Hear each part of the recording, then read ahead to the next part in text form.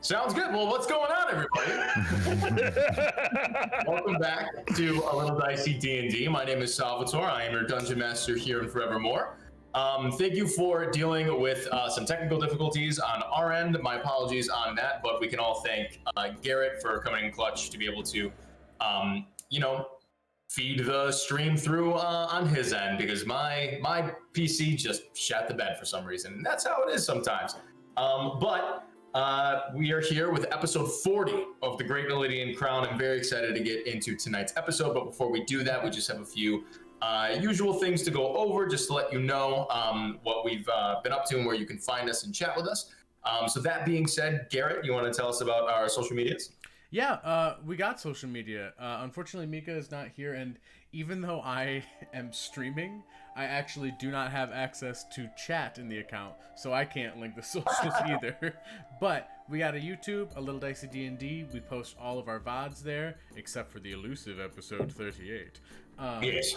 And there's a bunch of old episodes of the podcast there before we decided to switch over to Spotify, which is going to happen soon. We got our Twitter, which I explained what happened here today on. And then we have an Instagram, which is also fun sometimes. Hell yeah. That's our social medias. Thanks, Garrett. Appreciate that. Good stuff. Well, Ham, do you want to tell us about the interaction on our stream? So, as same as usual, we have an interactive stream. That means the more you interact, the more points you earn, the more stupid shit you can make us do. You know, inopportune wild magic surge. Always like those. Make us drink some fun drinks. Does everybody have something fun tonight? I have something fun. Mine's gold. Let me shake mine up a little bit. I'm trying to get the stream up, so. Yeah, I refrained, you know. Gotta save it for the stream. But yeah. Did we all get our piss this week? Everybody's got. I know I did. I know I sent it out in time. I sent it early because I was worried about the Christmas deliveries. I get mine so straight. So feel free to make us drink as much piss as you want. Thank you very much. Let's circle back to the let's have that audience at some point here, you guys. Feel like we're casting maybe too wide of a net here. No, of course not. Matt, you want to tell us about what we got going on in Discord? Yeah, we got a Discord. There's things that happen there. I missed everything that happened there this week because I got a new phone and I forgot to log into Discord. So if you're not in our Discord, it's like you got a new phone and forgot to log in every week. So stop doing that. You know, join the Discord and tell me why Cubone learns both Leer and Tail Whip, because it doesn't make any sense. Thank you very much, my friend. And Jamie, you want to tell us about our friends of the stream? Yes, as always, please sure to check out our friends at superokpodcast.com. Also, our friend of the show, Aaron, can be found on Twitch at Little Bog Witch, and our moderator, Michaela, can be found on Twitch at Hello Diddy. Hell yeah. Good stuff. All right, guys. Well, do we have any questions, comments, concerns, queries before we jump into the game? All set to play? Do it. Yeah. Yeah. Yeah. Yeah. When last we met, our intrepid band of adventurers known as the Bared Souls had just finished up an errand for the odd wizard, arcanist, local, in some ways philanthropist, a very interesting person by the name of Kata, who has hired them and essentially beseeched them for their employment in order to aid her in her research and her studies around the nearby area of Four Point Cross, the hometown of Thuisa, our newest member of the Bared Souls.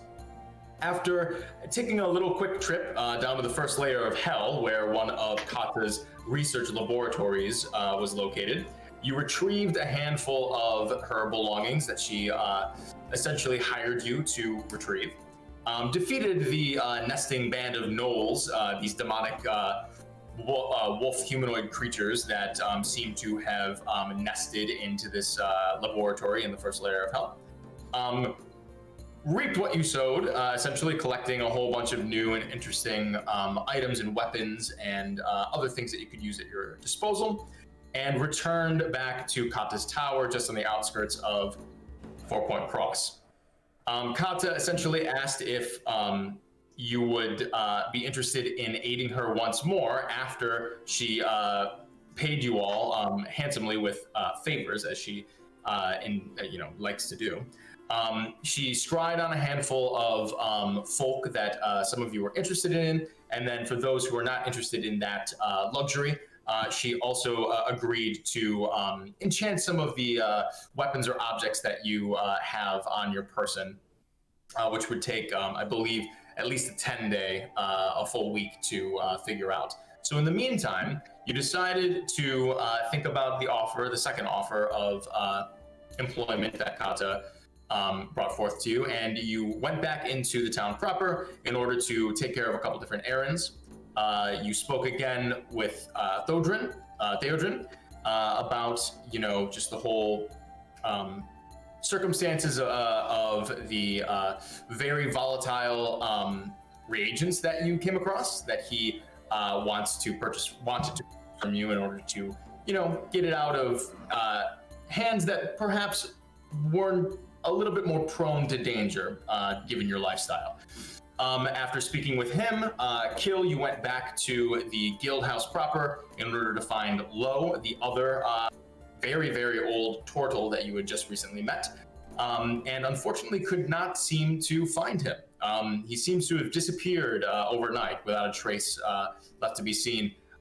You and Kaz accosted this young halfling man named Bartleby, who just wanted to sell some, clothing and some silks and whatnot. And in order to get you to leave him alone, he actually offered you a whole spool of light blue silk that you graciously gifted to Indigo.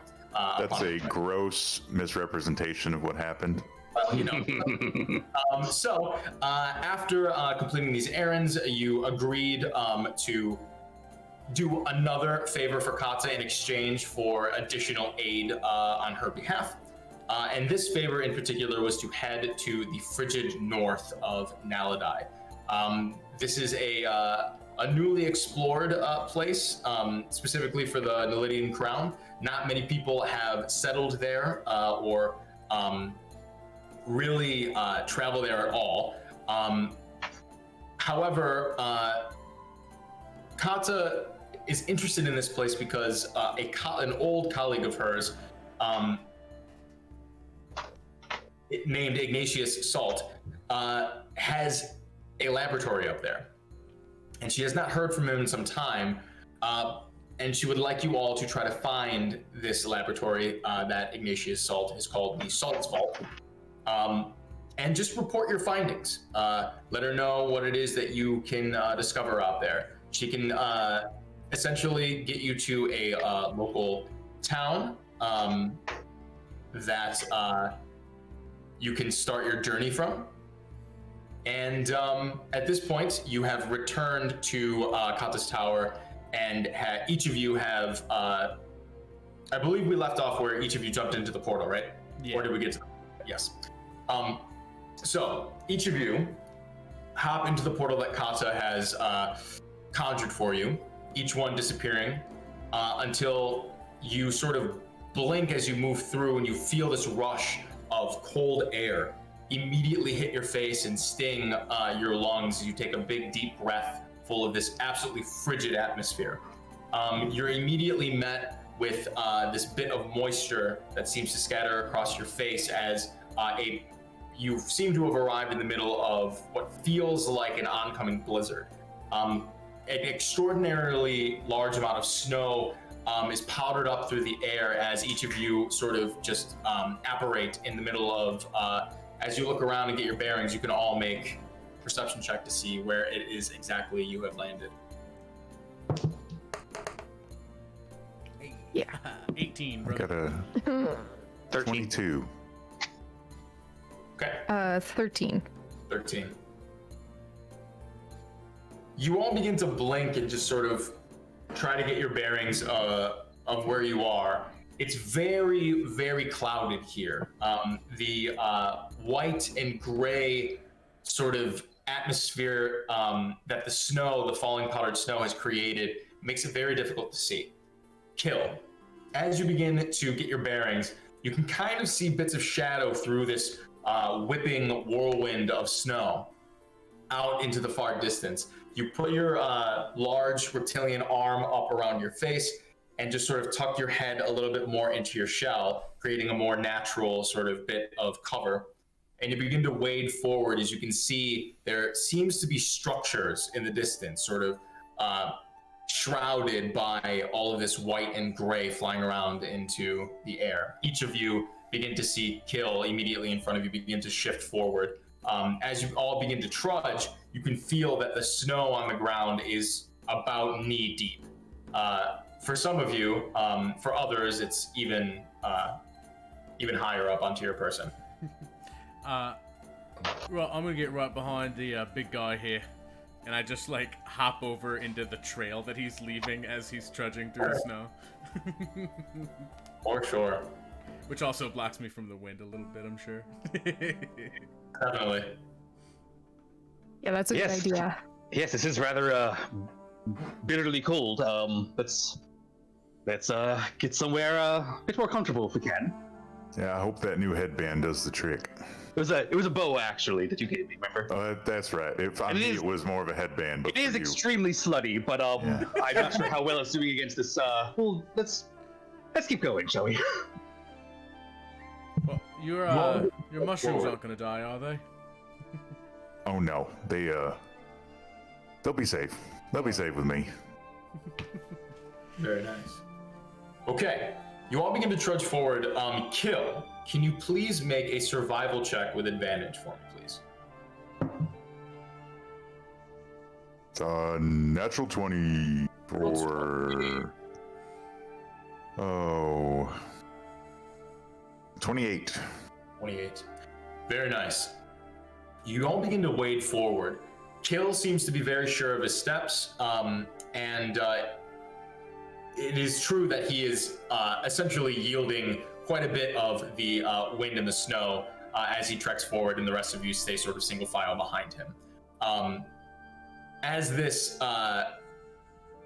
convoy of travelers begins to move forward, Kill, you can see that the objects in the shrouded horizon are seeming to get bigger and bigger as you're moving forward. You're gaining ground, and this place is just extraordinarily uncomfortable for you, specifically. However, you continue forward. This seems to be, as far as you can tell, just a landscape of ice and snow. If none of this was here, it would probably just be an entire, like a huge plain of grass. This is flat land, just piled knee high with snow, under which is very likely frosted over rock. You trek forward for about a half hour until eventually you do see the shrouded structures in the distance become a bit more clear. Go ahead and give me one more perception check.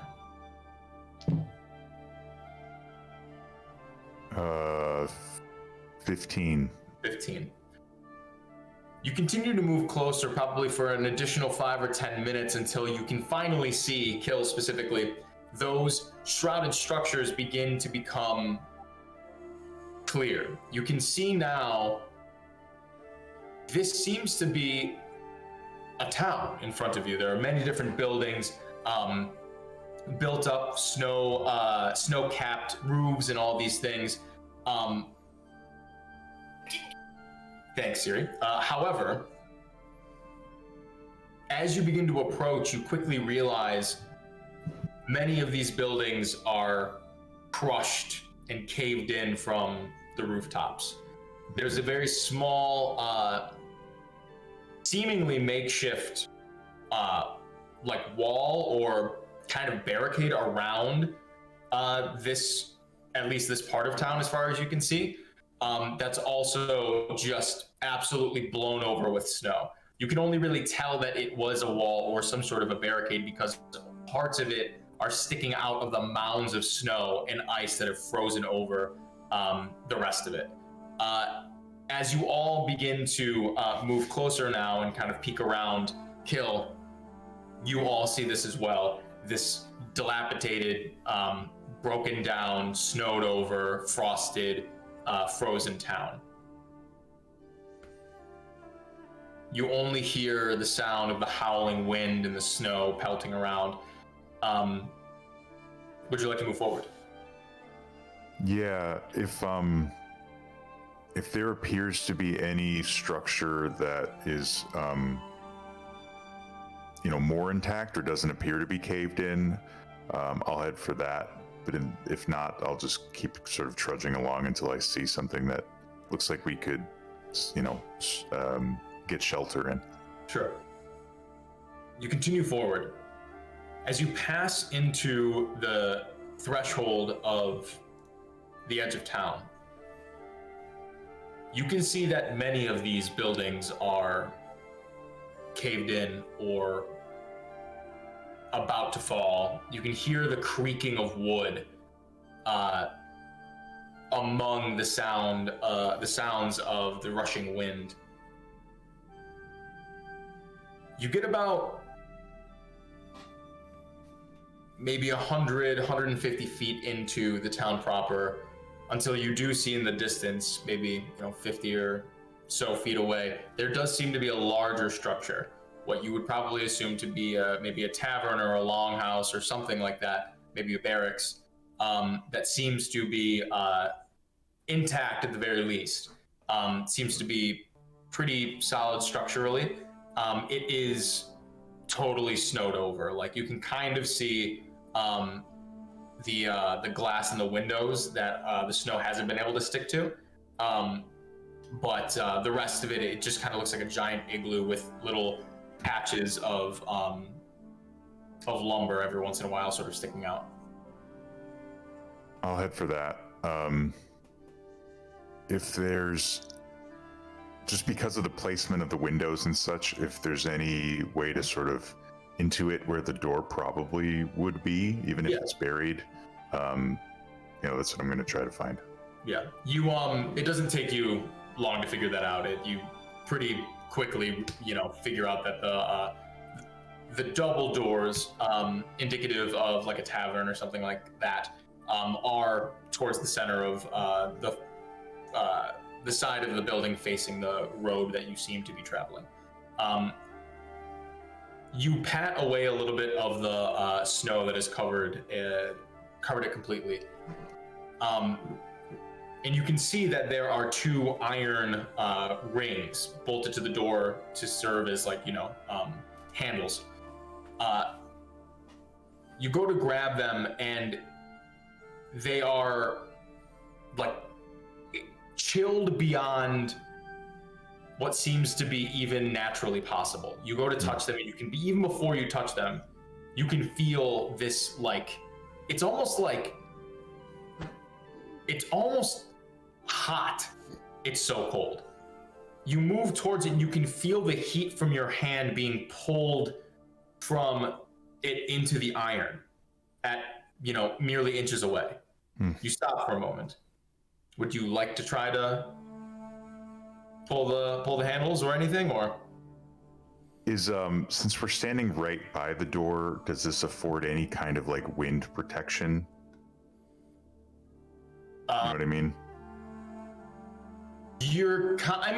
Kind of, but not not anything that you're oh, sweet relief. Yeah. I think I'll try to kind of huddle everybody up, and I'll just say everything about this place seems, I've never been anywhere like this, but looking around, it doesn't seem like this is normal even for here. think there might be some magic at play here? Yeah, that's what I'm thinking. This is what we were told to expect. I'll go ahead and cast Detect Magic with the slot. And see if anything around this door or around this place in general lights up.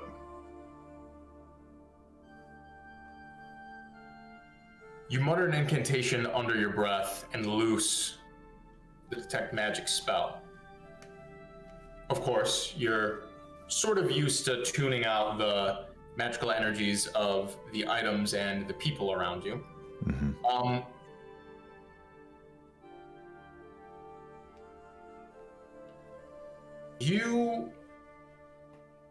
You do get a faint, you do see a faint aura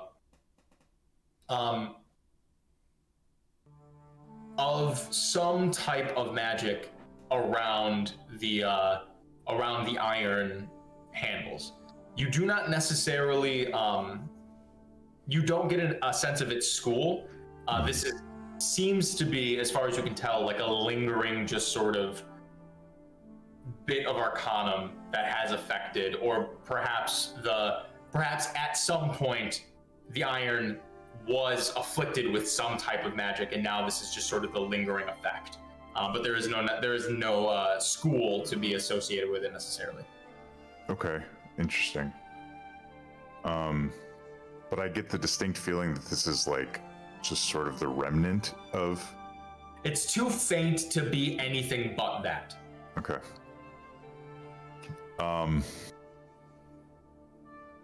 Yeah, it seems to be there's something here, but it doesn't seem to be too potent, I don't think. I think I might just give it a try. Opening Can we try knocking, maybe? Well, yeah, I guess we could try that.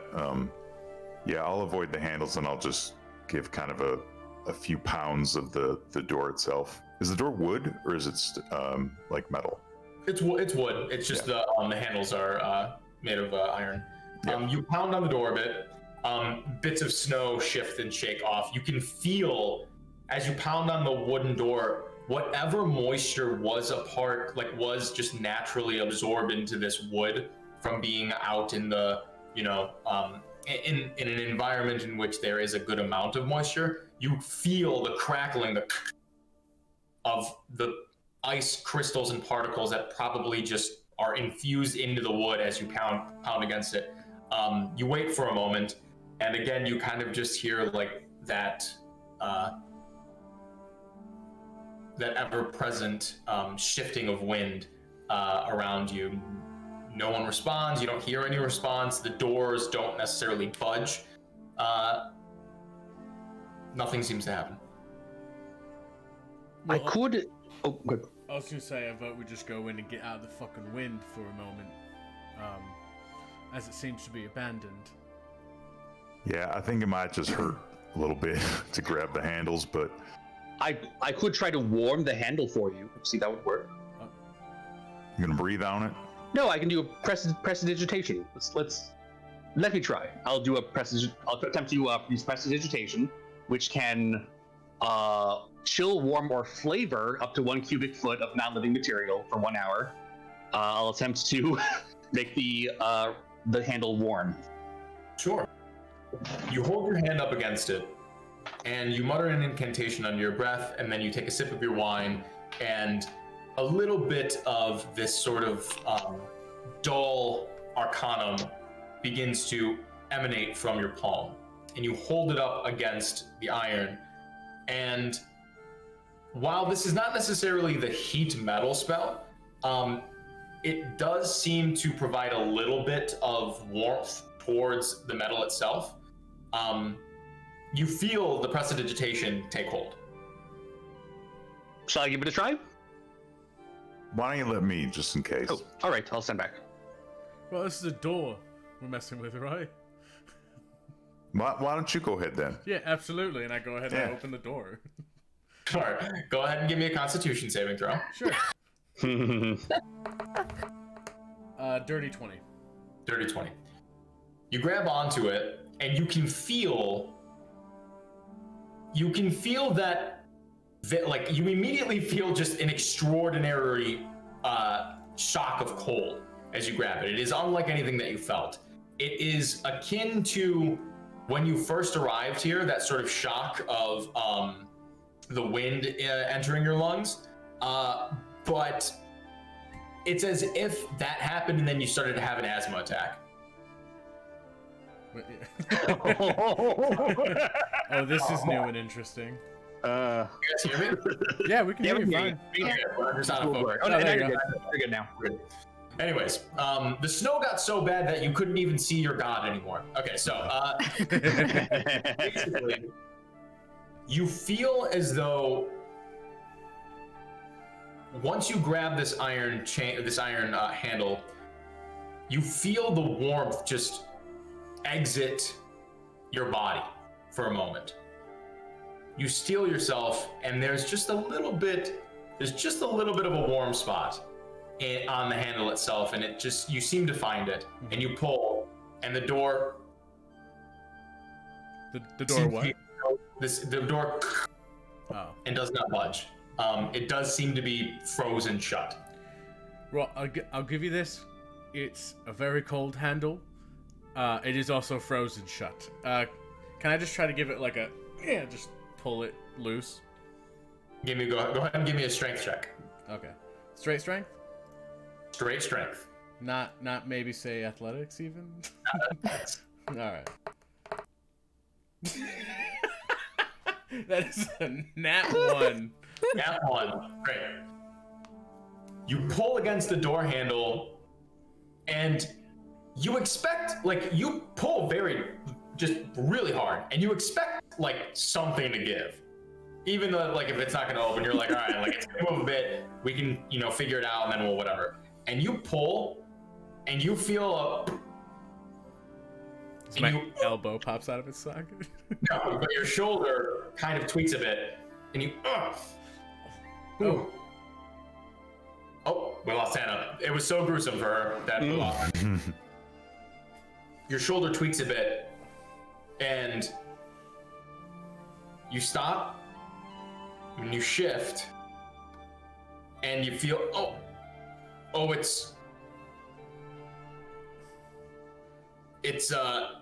stiff. It's stiff. You feel that feeling kind of travel up to your trap, and you can't, you're like, oh shit. And you can't turn your neck any more than here. I didn't dislocate my shoulder, but I did pull the muscle. No. Yeah. Pull the muscle. Ooh. Oh man, Good. that's real fucking stuck in there. Can you try to warm the whole door up, or otherwise I could try to go just barreling through, but Maybe we could build a fire. Or I suppose just bust it down if you can do that too. That could... We can try and light it on fire. Is there any wood around the area, like loose wood? I mean, the building is made out of lumber. Wait. Can I use thaumaturgy to try to open this door? It says instantaneously cause an unlocked door or window to fly open or slam shut. It does not say anything about anything being in the way. You can certainly try. I would love to try, please. Sure.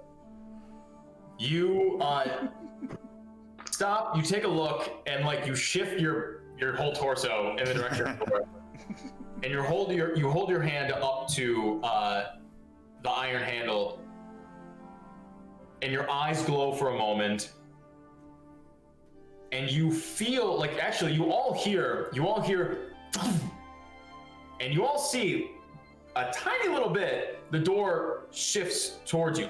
You see it move, and the whole building kind of shakes, because even the windows and the doors all attempt to move and shift out of the way. Unfortunately, the force at which the magic compels it to open is not strong enough to break through whatever is holding it together.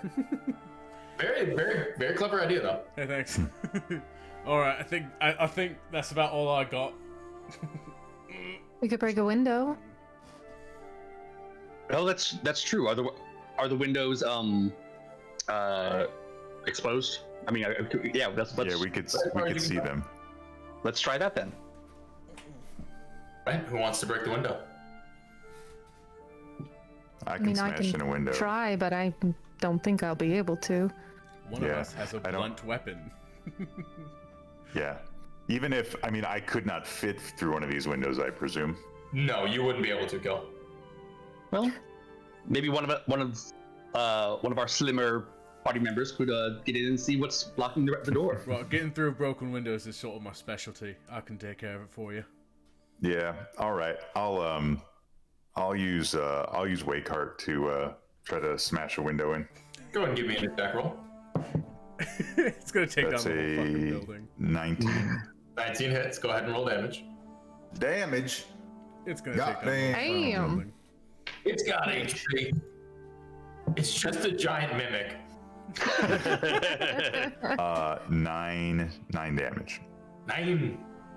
You swing the enchanted hammer into the frozen over glass window, and it completely shatters. You bust it into a million pieces, and it all flies into the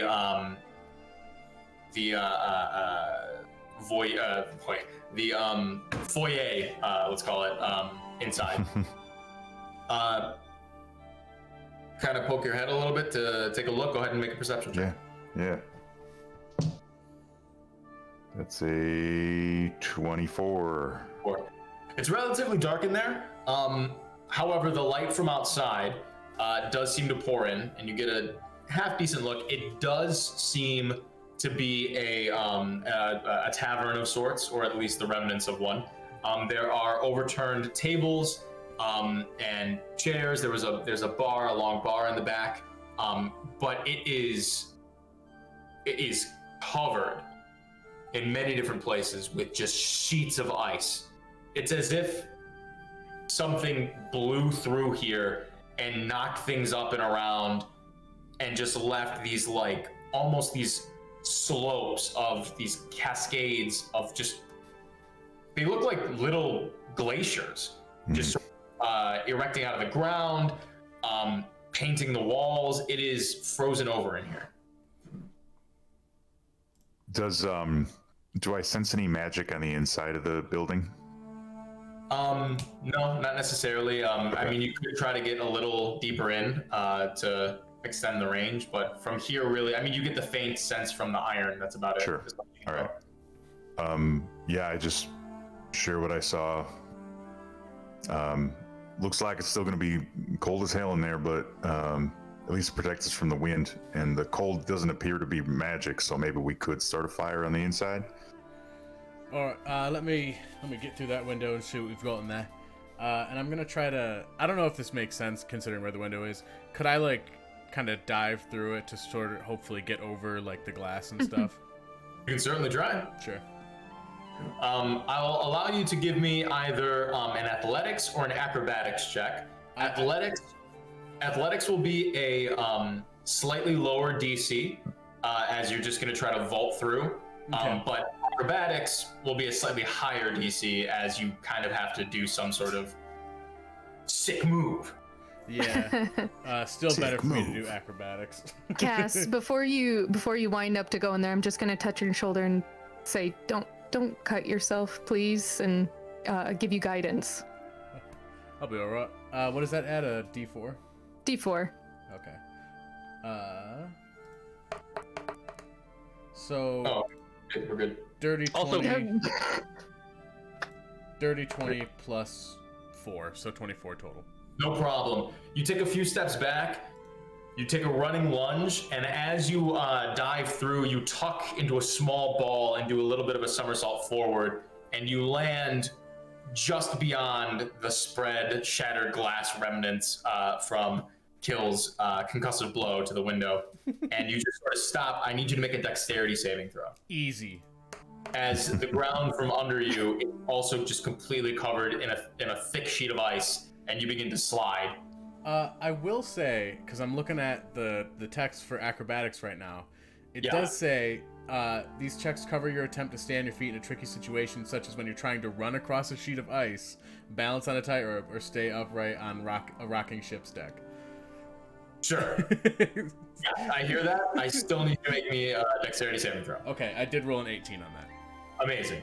You right yourself, and as you land, you still slide forward, but you don't lose your balance. You slide, and you kind of you don't crash into anything, but you do move up to since Matt is now just starting Leaf Green again. Think Pokemon Gold, Silver, Crystal, the 7th gym, where you slide a little bit and then you kind of stop when you touch like a wall. You slide up to one of the overturned tables that seems to be entirely frozen over with this like upward sloping cascade of ice.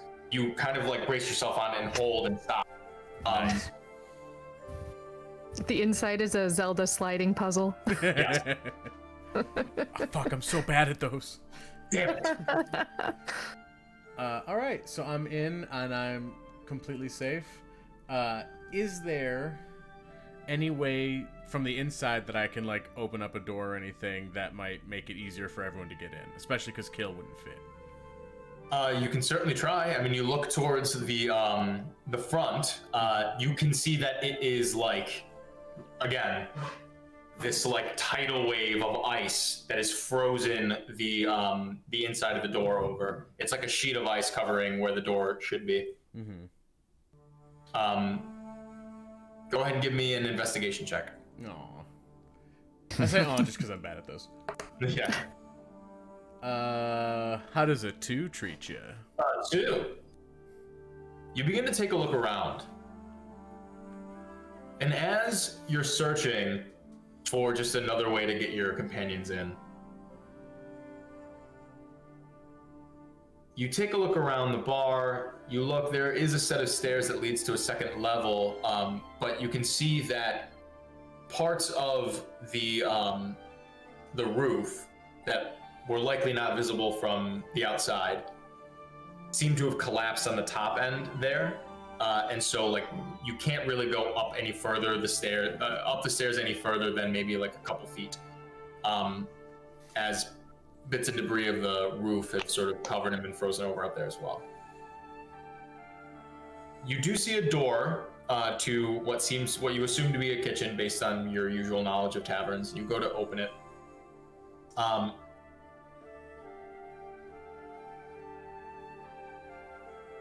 You go to push the door open, and this does not seem to be frozen over. It pushes in, and it creaks. And you can hear the snapping of something. Something sort of shifts and snaps as you begin to push the door open. And it's like the crackling of bones, but you quickly realize it's the crackling of ice crystals that sort of have encompassed this wooden door. Mm-hmm. As you creak it open, it does reveal a second room. What seems to be a kitchen. There's a sort of kind of like what seems to be the remnants of a fire pit in the middle of the room. Many different iron pots and pans overturned around here. This room, as you open up and look into it, you immediately get a full sense of the real temperature in here. It is even colder, almost unbearably so. You stand at the precipice of the door here. It is horrifyingly cold. Almost equally as horrifying is the mound of, no longer decaying because of the frozen nature of them, but just a mound of humanoid bodies in the middle of the remnants of this kitchen pit, in the middle of this frozen kitchen. At a quick glance, you assume something like, I don't know, 1.5 dozen, maybe 2 dozen bodies stacked up almost to the ceiling of many different types of humanoids. As far as you can see, probably mostly human, but like this is just like from a cursory look. This fills your concentration to the max. You sort of immediately forget about searching for any other ways in or out. Ugh. I walk back over to the broken window, and I sort of just kind of like poke my head out. Well, so there's like 20 dead people in the kitchen here. Oh, I'm thinking Kill might be right in that this is not exactly a natural thing. yes, it certainly sounds that way. And if there are dead people in the kitchen, maybe we don't want to go in this building. No, it's fine. They're dead. They But how did froze. how did they get that way? I mean, they are frozen, but they're Oh, also I mean, kind of... Did they freeze to death? Well, they're stacked on top of each other, so it feels like maybe there's some sort of malicious element here. Yes. Oh, okay. Yeah. Well, maybe they were just cuddled for warmth in a big pile. You know what? You might be right. Maybe I should go back and check this pile of dead bodies that almost reaches the ceiling. Well, you didn't specify it reached the ceiling now, You know did what? You're right. I didn't. That's on me. Anyway, 20 dead bodies stacked to the ceiling in here. Well, something must have stacked them, which is what concerns me. With 100 rats. Maybe then, I mean, if this place isn't going to provide any real shelter from the cold, maybe we should just keep trying to find this vault. Well, yeah, especially because, like, the back end is pretty caved in. Yeah. Let me take one last look around here, see if there's anything worth pilfering, Yeah, okay. and I'll be right back out. Sure. Give me another investigation check. What if I rolled a 5 this time? If you roll a 5 this time, then you find something pretty cool. Ice. Whoa! A frosting machine! So, The ice machine is broken? Are you shitting me? sorry, sir, the ice cream machine does not work. Dude, it never works. I'm coming back there. It better not fucking work. I need that McFlurry. Okay, so you take a second look around, and this time you head behind the bar. You take a look under like the shelves and whatnot. Doesn't seem to be anything of interest. There's a handful of stuff that is just like shattered, bunch of broken bottles and stuff that are just scattered to the side. There, you do find one bottle of some type of liquid that does not seem to be frozen, which is very interesting. I mean, you assume it to be some type of course. The bottle itself is just like, it looks so delicate from like the frost on it that it seems as though if you did shift it, it might even be at risk of just shattering then and there. But you can certainly try to pocket it if you're careful. Yeah, you know what? I'm gonna go ahead and do that. Why not? Worst case scenario, I have rum on my leg instead of in my hand. It won't Amazing. freeze at least. This one gets it. Yeah, I'm gonna just take it and try to put it in my bag of holding. Sure. You yoink it, and it's cold. It's very cold to the touch, but it's not that same feeling that you got from the handle from before. And you pop it in the bag of holding. You can mark extremely cold liquor. Extremely cold. Oh, liquor. did I lose you guys? Fuck. Yeah. Did I No, lose you- guys? No, you're good. We can still frozen. hear you. You're just frozen. Yeah, okay, cool. You all pause for a second. Oh, and you're back. Sick. Fuck, I spilled some of my potion, but that's a good transition to the fact that we have a party drinks. Oh, Hey. Party drinks! Party drinks! Pretty damn good, actually. No glass in my drink yet, so. good. That's always good. You pop the bottle into the bag of holding. Kill it. Yes. After Kaz says that he's gonna go back and do a once over, a couple moments pass, and you suddenly sense through your detect magic an extraordinarily potent presence enter the area of effect that you can sense around. Like, it is, whatever it is, it's a big source of magic. And it just entered my purview. Maybe like Kaz said, he's gonna go look around. Maybe like 30 seconds or a minute passed, and then you just feel this like it feels like it's coming from or came from the opposite end of the building, and you can feel it like moving closer. It's approaching me from the left or the right. It's as if it's like moving directly towards you. Oh, like from the other side of the building. Correct. Got it. I just kind of instinctively put my arm out, like trying to prevent your passenger from going through the windshield, and I just say something powerful's coming, and then I yell into the window. I just say, "Kaz, something's coming." All right. 1 second, and I just like tighten up my bag of holding, and I just approach the window. As you begin to approach the window, you hear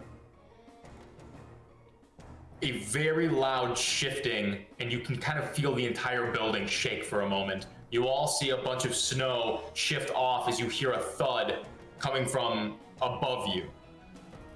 Seemingly out of nowhere, just sort of apparating on the middle of the roof, the snow-covered roof of this tavern, is a giant arachnid-like creature, the top of which a humanoid-looking torso of a woman with these like long spindly arms that don't end in hands and fingers but end in these like mandible-looking appendages appears out of nowhere. This creature has this like ethereal white thread-like hair that just sort of orbits around it in like almost like a halo, and it just sort of rears back and spikes its hands down into the roof. Kaz, you turn, you can see these two like lance-like objects pierce through the roof and just rip the wood back like it's carving through butter, and just absolutely tear a part of the roof off. And this creature just sort of lowers its upper body down into the dark tavern that you surround. And you can all see this creature's body, of which Kill, you've currently correctly identified the source of this massive amount of magical energy. It lowers its body into the tavern. I would like everybody to roll initiative. No. Damn, dog. Do any of us recognize what kind of creature this is? Damn, you did. I was just about to ask. You can all give me a go ahead and fucking, if anybody is proficient in either history, arcana, or nature, you can give me any of those checks. Do Arcana. Where'd you go, Basically, if Dice? you have an intelligence check, you might be able to figure it out. Yeah. I got an 18 nature. 16 nature. 19 Arcana. I'm Oh. not proficient in any of those. All right, Kaz, you're just like, what the Big spider bitch! Spider bitch, spider bitch. The rest of you, as you just sort of like try to reconcile with the image that you just saw, I want to keep Orphan Maker on, please. Thank you. There we go. A couple of you just try to figure out what this creature seems to be. It's definitely the bottom portion of this creature is akin to a very, very large, probably bigger than you've seen and heard about giant spiders, to the point not just of like tarantula, like hand-sized tarantulas, but like giant as in, you know, wolf-sized spiders, literal wolf spider. The torso of this creature is about the size of like half the roof itself of this building. It is it is large, probably next to huge. On its sort of abdomen, where where a spider's face and many eyes would be, sort of is this like just upward like growth that out of this growth, the torso of this what seems to be almost elven woman is sprouted out of, and like I said, her what her arms would be are these sort of like lance-like appendages that kind of look like mandibles. My nature check, folks. You do not know what this creature is, but I mean, it's not. You can definitely quickly assume that it is not native to the prime material realm, to Petrichor. Indigo, you also do not know what this creature is, but you have a pretty good assumption that it is either some very grotesque, unseelie fey creature, or probably a creature from the plane of ice, or maybe even somewhere weird and deep in the Shadowfell. It is definitely it's from one of those planes, as far as you can guess. It's also possible that there is a certain plane of hell that is also a frigid frost tundra. So could be from there. You have no idea. Real quick, chat is helping because Sal now has a DM Drinks. DM Drinks! Yeah. All right. Cool. Thank you, everybody. Thank you. I have to remember to like look over every once in a while. Oh, I'll happily interrupt. Don't worry. Yeah, you know what? I think Eric actually just said in the chat, I'd like an obnoxious notification that pops up anytime someone redeems something. I think we can make that happen, and that's a Can good it have idea. a spooky noise? No. Oh God. This is my contribution to the Dicey Legacy, is the spooky noise reward. Spooky noise is perfect, and I will never take any notes on it. That shit was hilarious. Spooky noise, and I don't know if you can see him, but he's sleeping over there. But Mox is on the chair, and he popped up, and he was like, "What the fuck was that?" Spooky. spooked him. That was spooky. That was a spooky noise.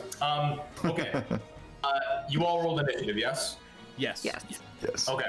I will give you all an opportunity to figure out what it is you want to do on your turns and stuff. I don't know why I forgot this. I totally forgot to grab my dice and my dice tray, so I'm gonna grab that real quick. Oh. Okay. Gotcha. I keep it right over here.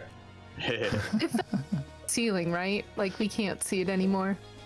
It came we through can- the ceiling. It's now, I think, or entering the main tavern. Yeah. So we'll be able to Yes. see through the window. It is both in and still entering. But do those of us standing outside have line of sight to it other than through the window? You can just barely see its ass out of the roof as it's moving down into it. If Wait, you all real quick.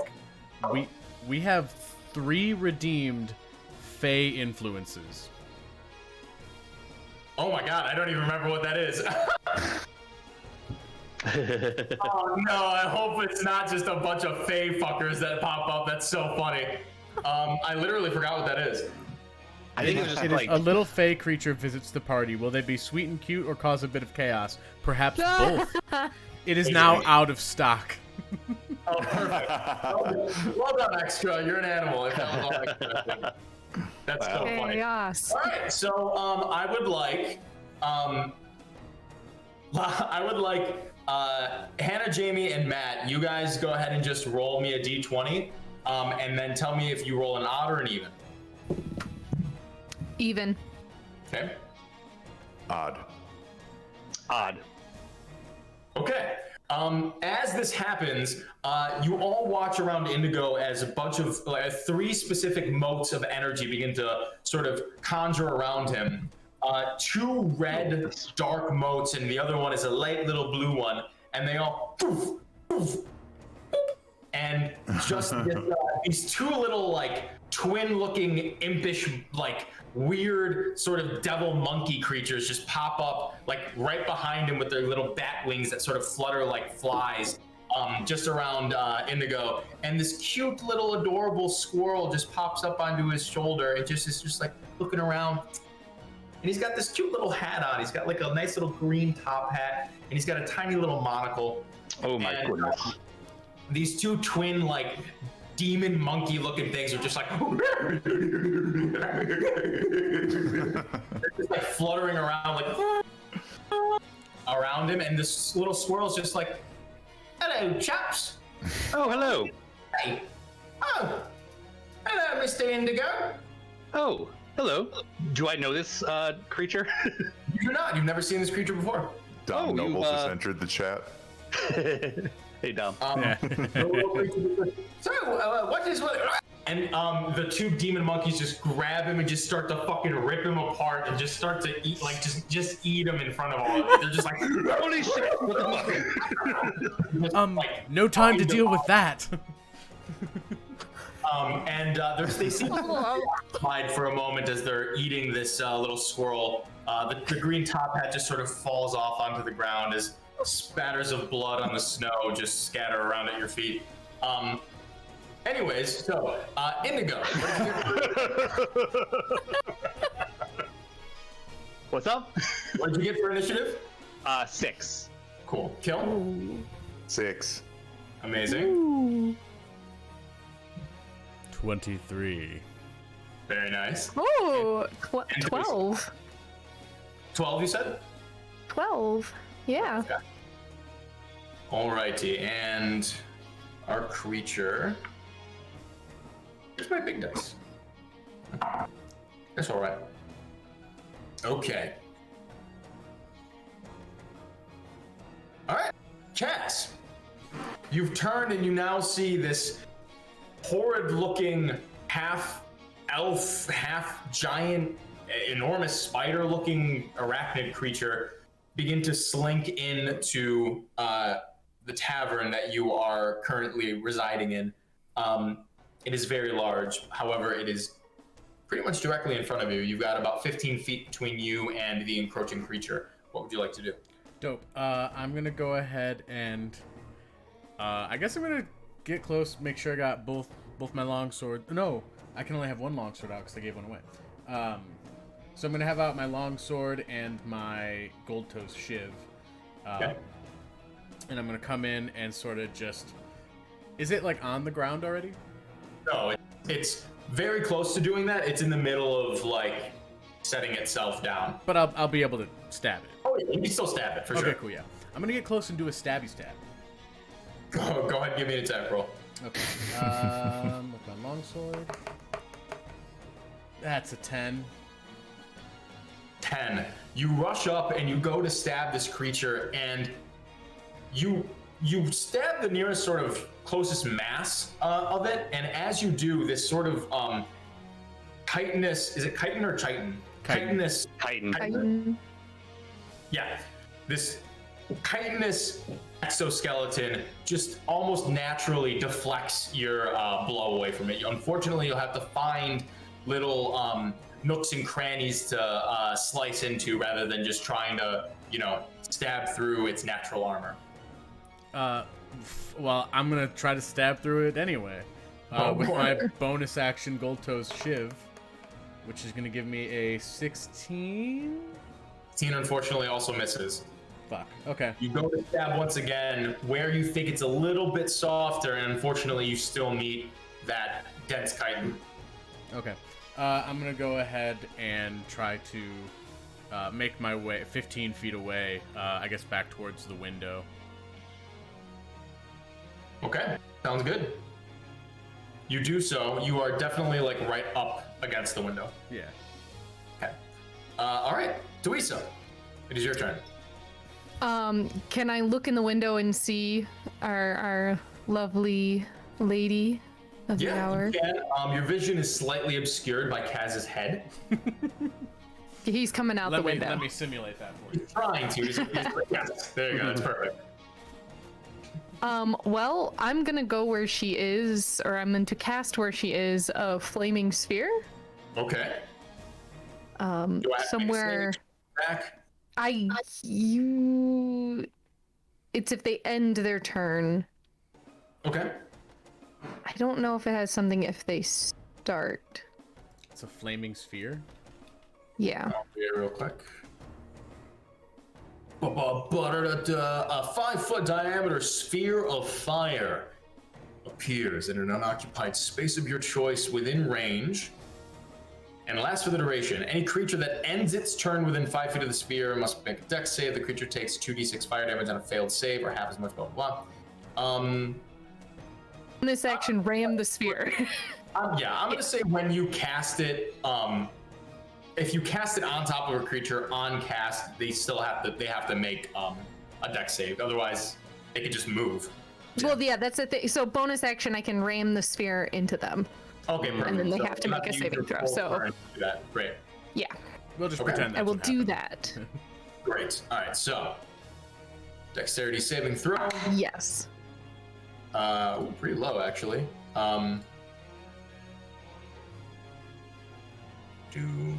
It's gonna be a 10. That does not save. Alrighty. So God, I that's fucking hope 2d6. There's my Six. d6s. My cat is sitting where I roll dice. They are both sixes, I swear. Alright. It feels. Is it plus anything? I don't think so. I don't believe it is. 12 fire damage. 12 fire damage. The sphere begins to ignite in the space between Kaz and this creature, and it fires forward as you hold your hand out, willing it against this arachnid creature, and it slams into its arachnid abdomen and sears against it and sort of continues to hold near the creature as you concentrate on the flaming sphere.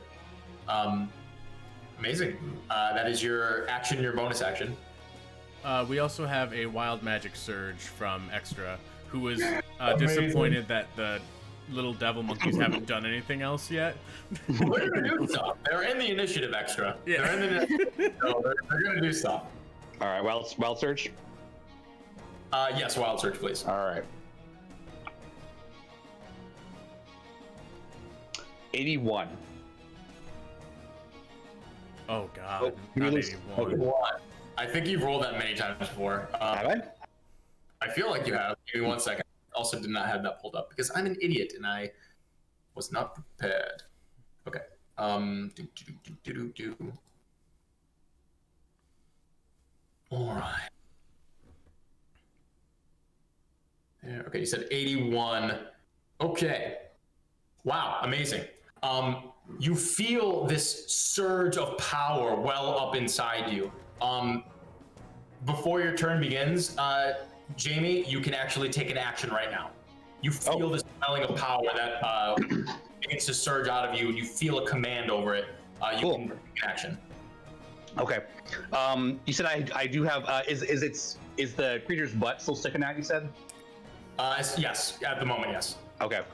I'm going to use an item that I forgot that I had. The Cloak of Falling Stars. Ooh, very nice. I'm going to use all 7 charges on this spider's ass.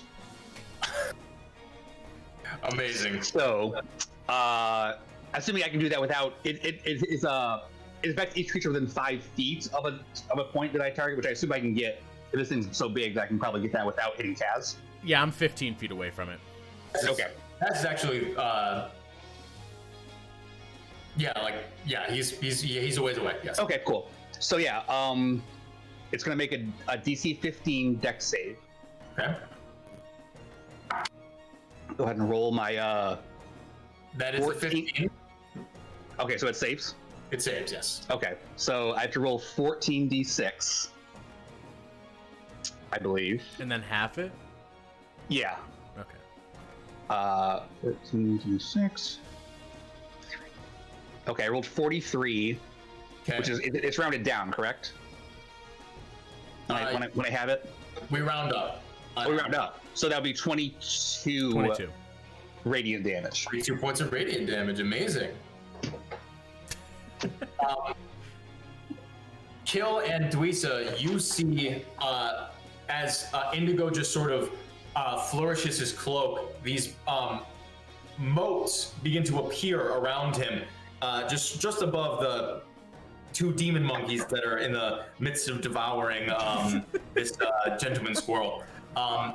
They begin to just sort of float up into the air until they streak off like bolts of lightning, stop just above each of you, and just careen downwards in like a comet storm of light, pelting the ass of this creature that is still sticking out of the air. Yes, and monkeys might fly into your butt.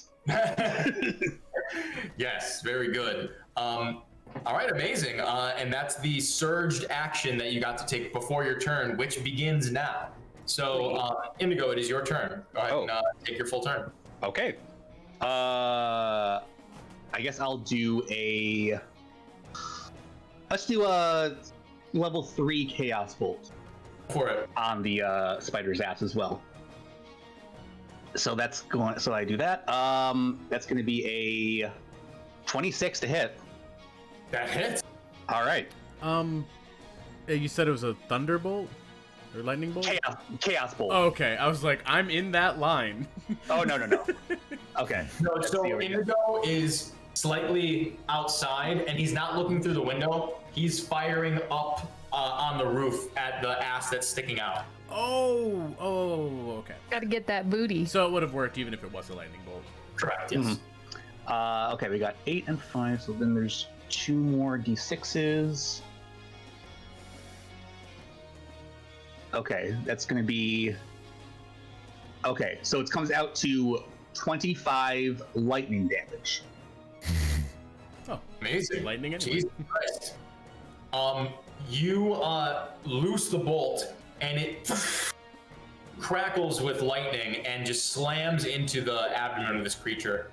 Now just absolutely searing from all of these repeated blows of Arcana. You've dealt a fuckload of damage in one round, my friend. Good job. I'm not fucking around today. Very good, very good. At the end of your turn, Indigo, the 2 demon monkeys just sort of finish their meal. And one of them climbs up on your shoulders and just sort of like... and he grabs its like fanged canine and pulls it out of its mouth and like looks it over at you and just holds it up. And just whips it at the ass of this creature. Well done, new friend, I guess. Jesus Christ. Fucking hits with a natural 19. Okay, it deals...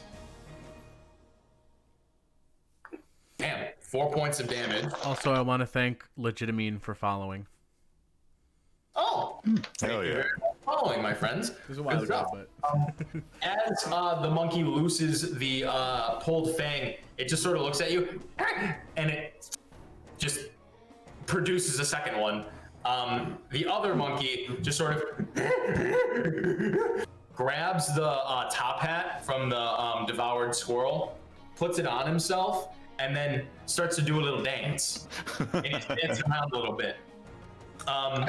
I suppose that doesn't hurt. All right.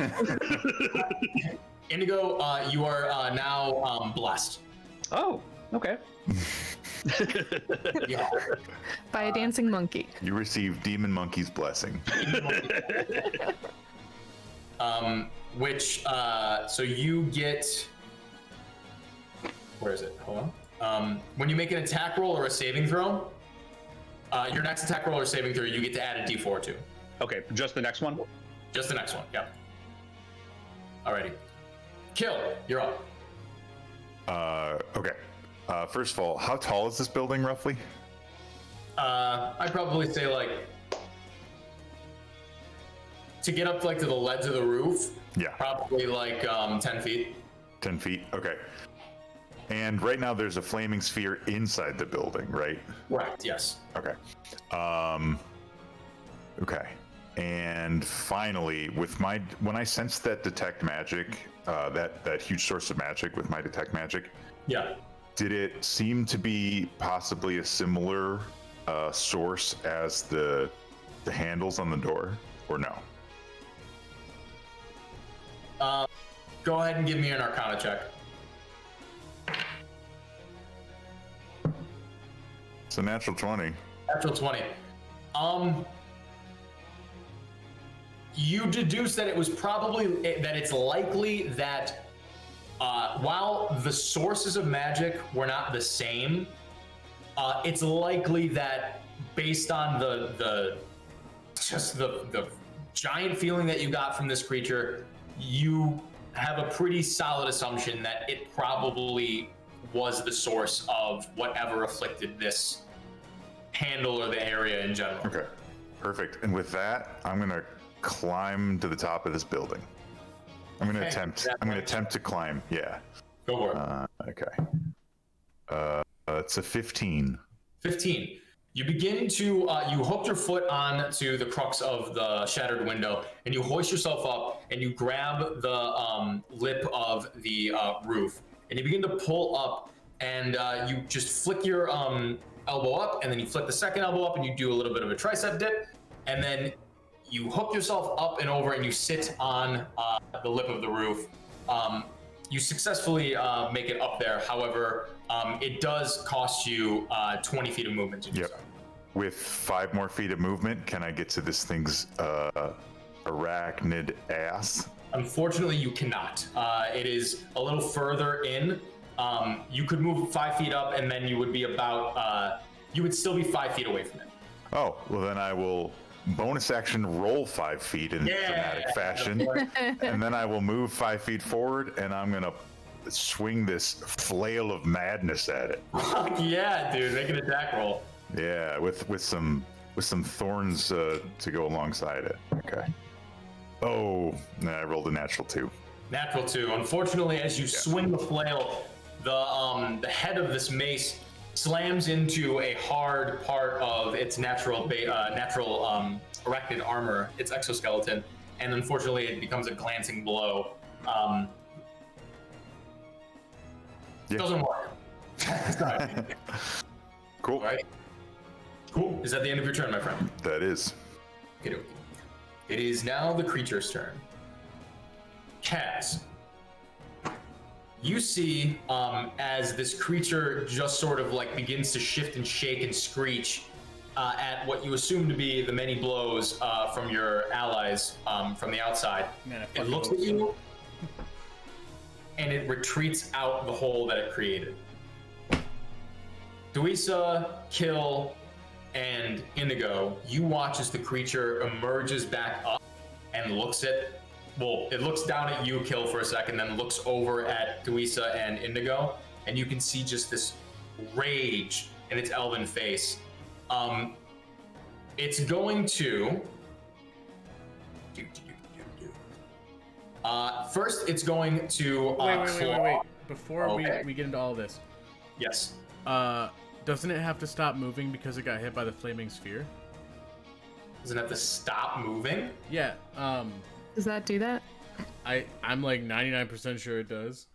If you let me read. Stops moving this turn. Wait. Oh, I think if it walks into the sphere, it has to stop there. I think No, as a Yeah, bug- it's the sphere stops moving. Oh, okay. I Yeah. misunderstood. Dope. Sorry, I'm so sorry. Cool. No worries. It rears up and is going to make a slashing attack with its mandible arms against Kill. So, firstly, that is going to be a 21 to hit. I'm gonna reaction pop into my shell. Okay. You pop into your shell, and I need you to make a dexterity saving throw. Oh, but I'm bad at When you that. pop into your shell, the slickness and the curvature of it slides against the snow and the slope of the roof, and you begin to slide. Okay. 11. 11. You slide down to the lip, and you kick your toe out, or kick your foot out of the shell, and it stops you, and you remain there, and you're good. You've got everything's under control. You just slide about, the 10 feet that you moved inward. Okay. Okay, cool. As that happens, the creature shifts and moves. Its giant spider legs move it very quickly and easily through the environment, and it moves directly up to you, Indigo. It moves down the side of the, and it really doesn't even need to like crawl against the wall. It's so big and the legs are so long that it just sort of moves forward and reaches down and grabs the floor and continues to shift off of it, not having to jump or crawl against the wall or anything like that. It covers a lot of distance, and it's going to make a claw attack against you as well. Okay. That is going to be a 26. Yup. Doki, you suffer.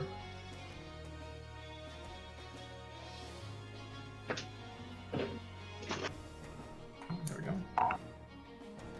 You suffer 18 points of slashing damage. And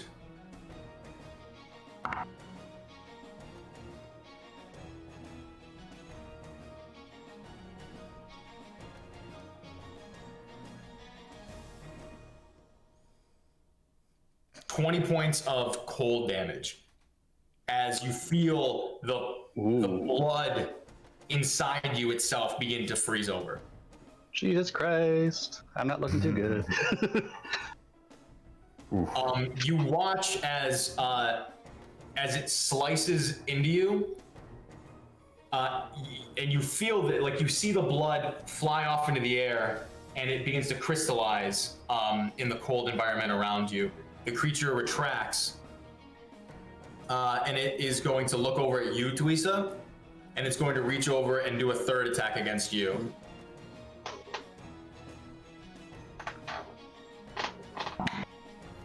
That is going to be a 23. Oh, yeah. Okay, you suffer 18 points of slashing damage. Okay. Plus... Ooh, that's not good. That's what I want to hear. Yeah. The second one wasn't as good. Wasn't as bad. 23 points of cold damage. Ooh. Okay, I'm still standing. Very good. Very good. Okay. That is going to be the end of its. Oh, I need you to make a concentration saving throw. Oh yeah. What do I gotta beat? Constitution saving throw. What do I add Constitution to that? Is it a? It's just a Constitution saving throw. Okay. That's 18. Yeah, you're fine. Okay. I didn't know. Well, actually, I don't know if you are fine. Well, actually, I don't know. Yeah, it's the total damage. So total was Right. 18 plus 23, so 41 divided by 2. No. So you actually fail. So the sphere dissipates as you are almost you're knocked out of concentration. Yeah. Okie dokie. That makes sense. Yeah. All right. End of this creature's turn. Kaz, it is your turn. Right, that doesn't look good, so I'm gonna go through the window, and try to run up and stab the guy. Yeah, sounds good. Yeah. You run through the window. I'm not Do you worried have- about like getting cut or anything this time. Do you have anything that negates difficult terrain or anything like that? I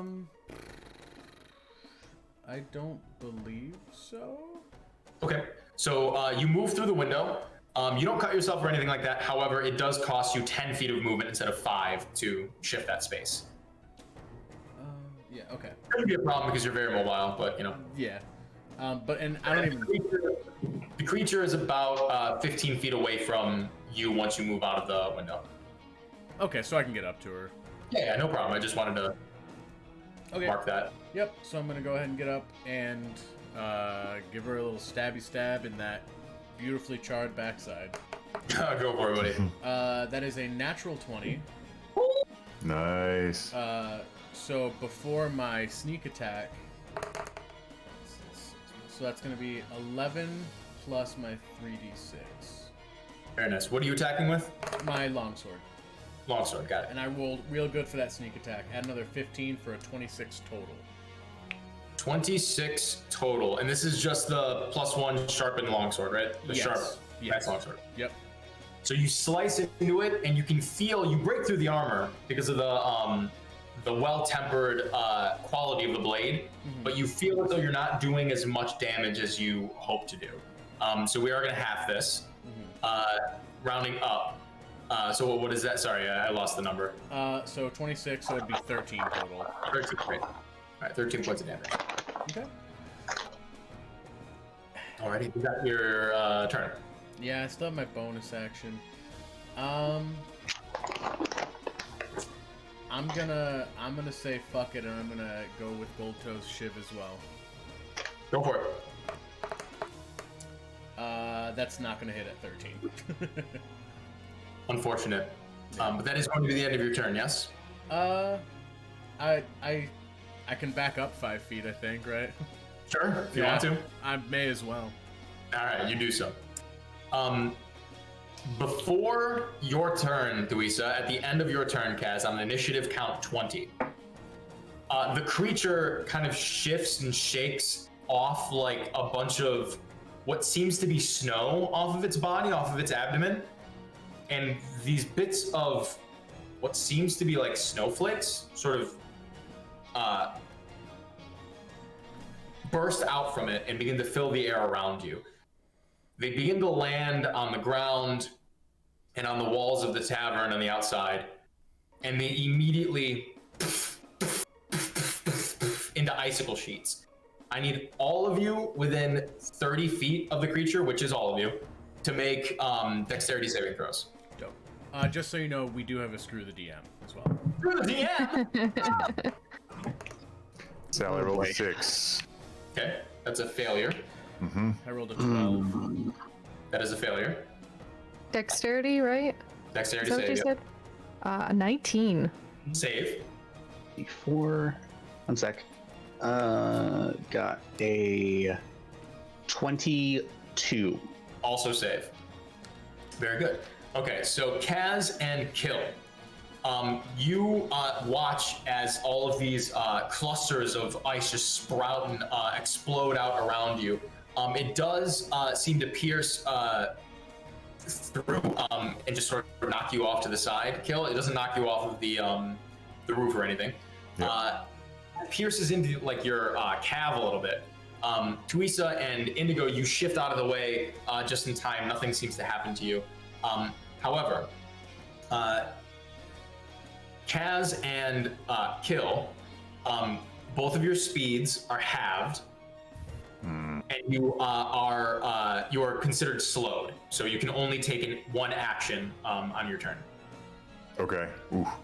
Is it? Do you round that up or down or speed? You can round up. Okay. Yeah, we'll say so for your 25 speed. We'll just call it 15. We'll call it 15. It's fine. Cool. It didn't do any damage though. No damage. You feel like a stinging sensation in you, and you just are chilled to the bone. You don't like it hurts a bit, but like it doesn't actively cause damage. However, you are slowed in this sense. Got it. Okay. Thuisa, it is your turn. Okay. How far away is it? On top of the building now? It's sort of half of its body is like still kind of connected to like the roof of the building, and the other half is like that's how big this creature is. It's like half and half, and is still able to like reach and slice at you guys. And it's like 15 feet, you said, inside the thing? Yeah, okay. I think that's too far away for me to do that. What were you trying to do? Yeah, I was seeing if I could get within 10 feet, but I don't think I can. You totally could. You totally can get within 10. Do I have to go inside the building?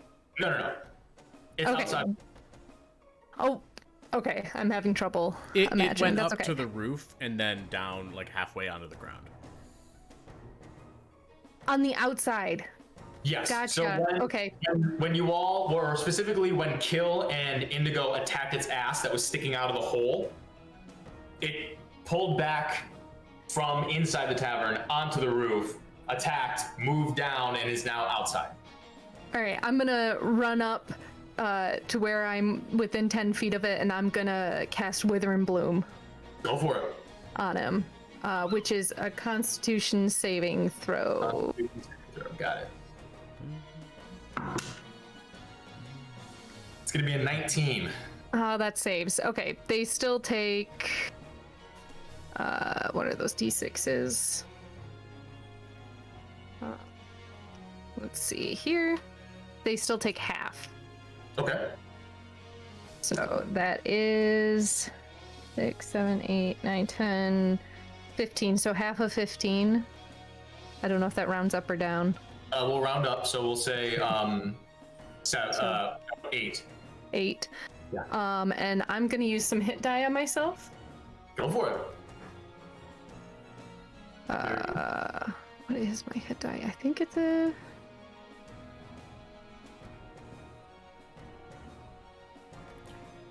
It's a D8. Okay. Do you think that's gonna be the end of your turn?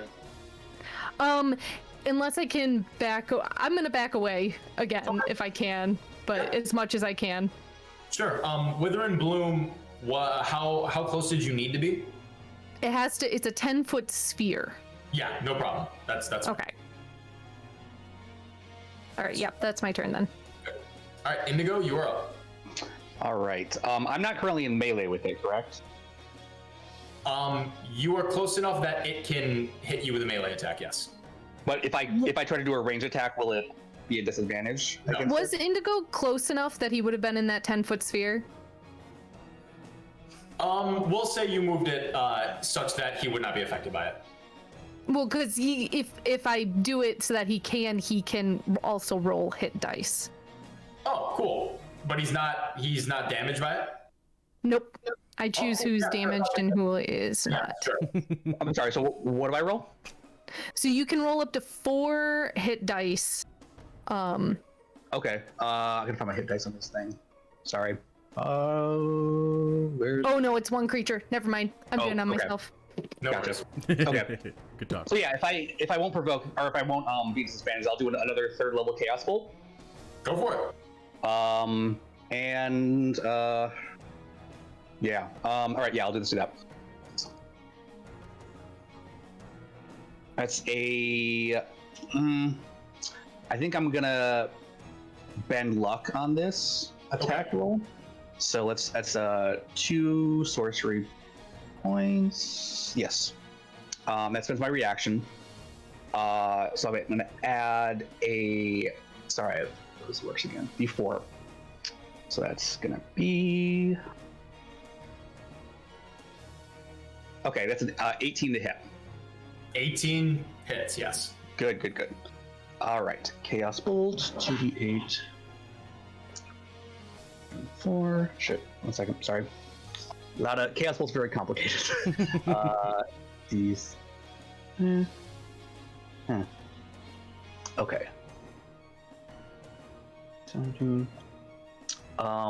Okay. That's going to be a 17 force damage. 17 points of force damage. Very good. You loose the bolt from your hands, and I'm out of focus again. God damn it.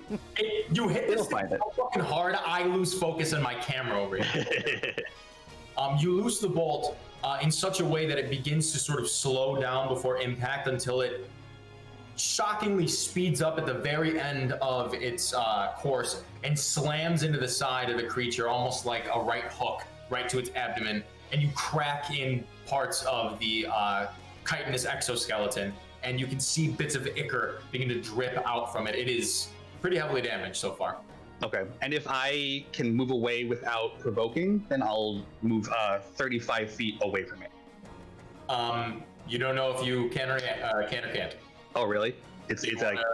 Oh, that's right. I'm in its reach, you said. So I will not move then. Okay, sounds good. Kill, you're up, buddy. Yeah. I'm gonna bonus action pop out of my shell, and then I'm gonna hop down the 10 feet off the roof. Okay. Can I hop onto this thing's back? Yeah, fuck it, of course. Yeah, let's do that. You hop What's onto that? its back and it begins to flail and buck a little bit as you do. You hold on tight though. Yeah, hell yeah. And I'm just gonna burst of thorns, attack it with the flail. Go for it.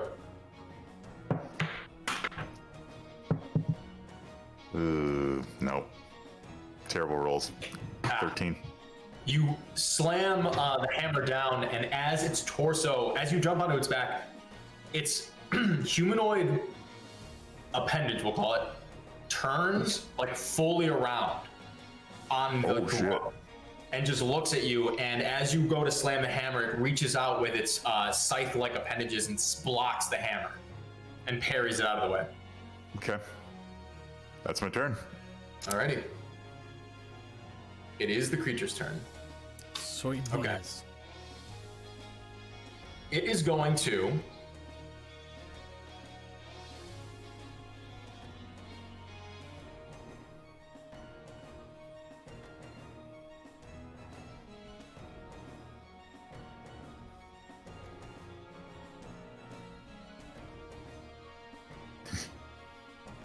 it's going to. I actually forgot. Indigo, on your turn and also on Kill's turn, the two demon monkeys, just the one that's dancing around, just sort of looks and is like, whoo, whoo, whoo, and rushes up to the creature and goes and grabs its leg and just starts like humping it. Just starts humping its leg like a little horny dog. And it's just like, and essentially affects it with Bane. Bane the creature. So, Hell yeah. let me just make sure I'm getting the rules right on it. Oh wait, we have a Von May with you. I'm with you. Yeah. Very nice. Remind me what that is again. Lower the unknown DC of the next ability check or saving throw the DM presents to the party by 1. Very good. Very good. I will definitely do that. And then I also still have a screw the DM. So, Yep. got it. Yep. Okay.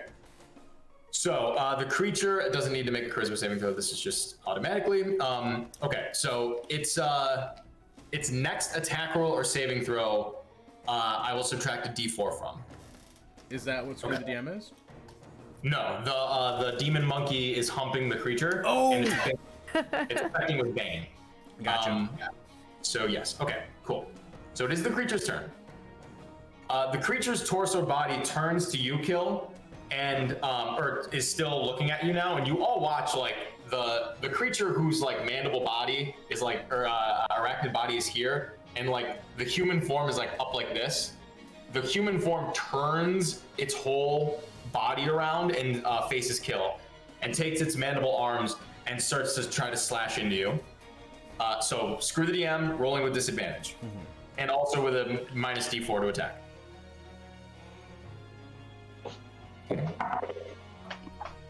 Okay, rolled the same thing twice. Subtracting 4 from it though, so that is going to be a 19 to hit. That's gonna miss. Alrighty. I rolled 2 really high numbers. Okay. It's going to make a second attack against you as it begins to just start flailing about. This is a straight roll. That's it's a natural 20, but I don't crit, so 28. That hits for sure. It slices into you. You suffer. Okay. 13 points of slashing damage. Mm-hmm. And wow, rolled really shitty on those. 13 points of cold damage. Okay. The cold damage will be halved because of Wake Heart. Yep. So, So we'll 6 say then? 6. Okay. So the rounding always goes in the player's favor. Is that how we're doing it? It always goes to the player's favor, and then it goes against my favor. Got it. All right, it's gonna make a third attack against you. Okay. That is going to be a 26. Yeah, yep, that hits too. Okay, that's a bit higher. Oh, sorry. No. Not looking at that. So first thing is 19 points of slashing damage. Then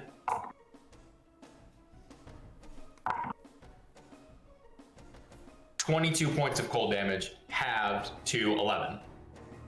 Glad it's me. Okay, so that's 30 points total, 19 plus 11. Yes. Okay. Okie dokie. Okay. That is the end of its turn. Kaz, you are up. Remember, you can only take One action and half. one speed. action and half speed. Yes. But I mean, I'm only 5 feet away from it, right? Didn't you move back? I again? moved- You retreated. I moved back 5 feet. That's all I had left. Okay, yeah, whatever. All right. You So have heard a guttural scream from Kill. fighting That's exactly that what it sort sounds of sluggishness. I'm just like, oh, this still hurts. And I'm gonna go ahead and make the stab with my gold toast shiv Go for it. for 26. Yes. And I do believe there's an enemy of the creature within 6 feet, so I'm also gonna get my. Certainly is. You're goddamn right. Cool. So that's gonna be 8 damage on the initial attack, Okay. plus another 7 damage. So I'm gonna do 15 points of damage. 15 points of damage because this is a magical weapon. Mm-hmm. Dealing points. And then go ahead and roll a Constitution saving throw for me. I certainly will. Okay. That is. Oh, okay. That's a different number than I thought it was. 14. That does pass. Nice. Alrighty. Very good. And then I'll Okay, Cat. move my 5 feet back again. At the end of your turn, before Tuisa's turn, the creature moves over towards the no, it's not going to do that. The creature is going to take its mandible claws, or take its elven torso, turn around, and its sort of waving, wafting hair is going to stiffen, and it's going to let out a shrieking noise. I need everyone to make a Constitution saving throw. I'm going to reduce this DC by 1 as per the Von May guide you.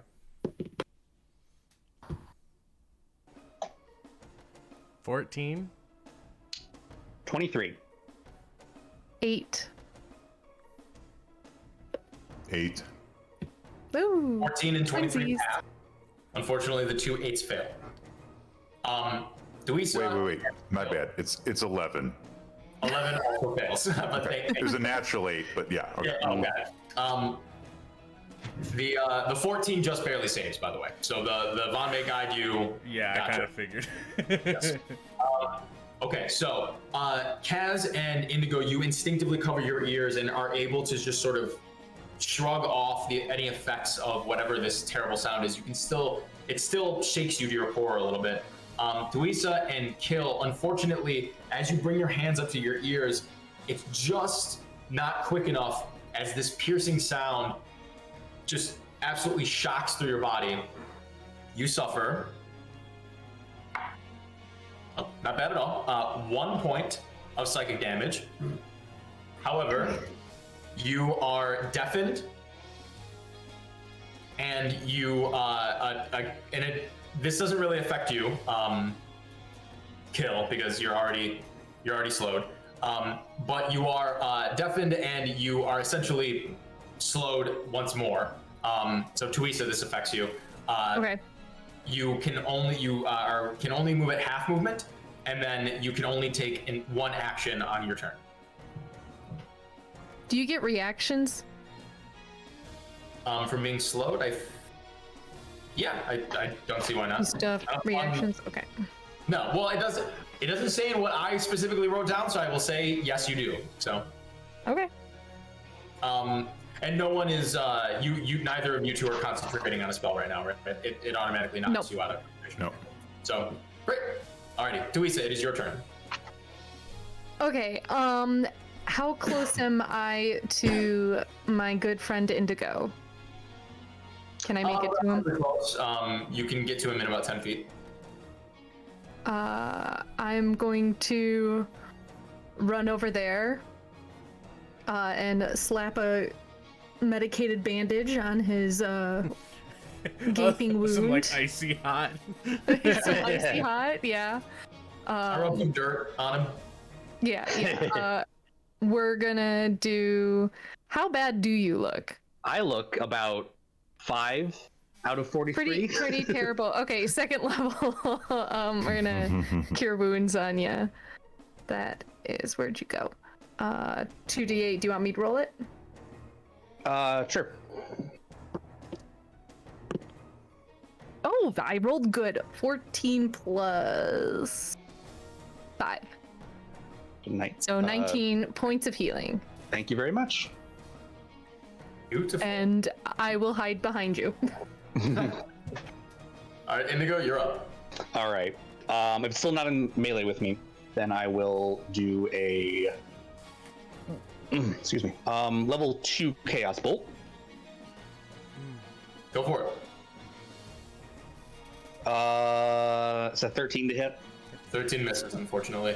Okay. You loose the Chaos Bolt, and the creature begins to shift around, and you can't just get an exact shot against it. Your line of sight is a little fucked up right now. Okay.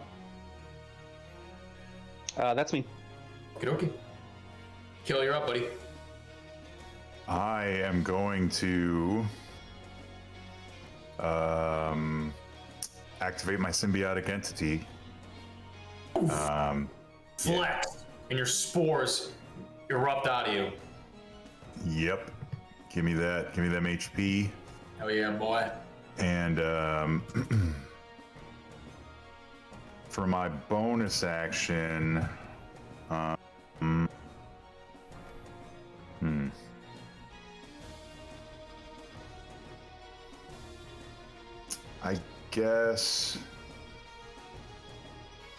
I guess I'll go ahead and hex this friend.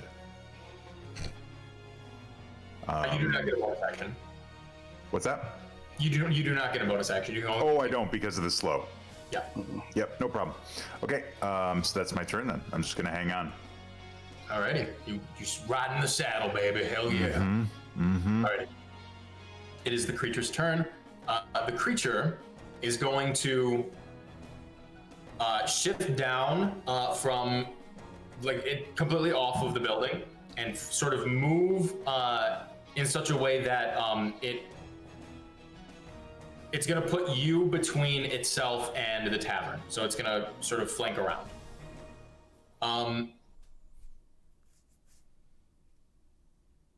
It begins to shift and turn its spider body around, and it rears its hind end at the three of you. And you see its body just sort of twitch for a second before it just erupts a horrible cone of cold against you from essentially its asshole. Cold diarrhea. Yeah. I need the three of you to make Constitution saving throws. How does Sorry, the which- 16 go?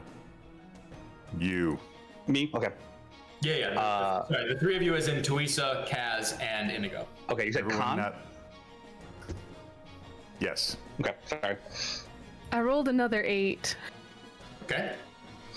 17. Okay.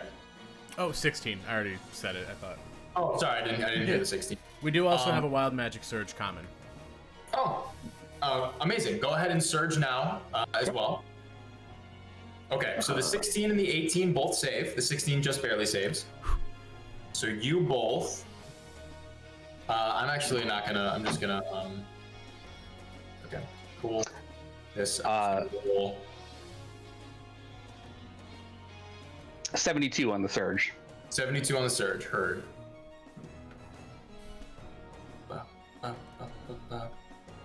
All right, Tuisa, you suffer 25 points of cold damage.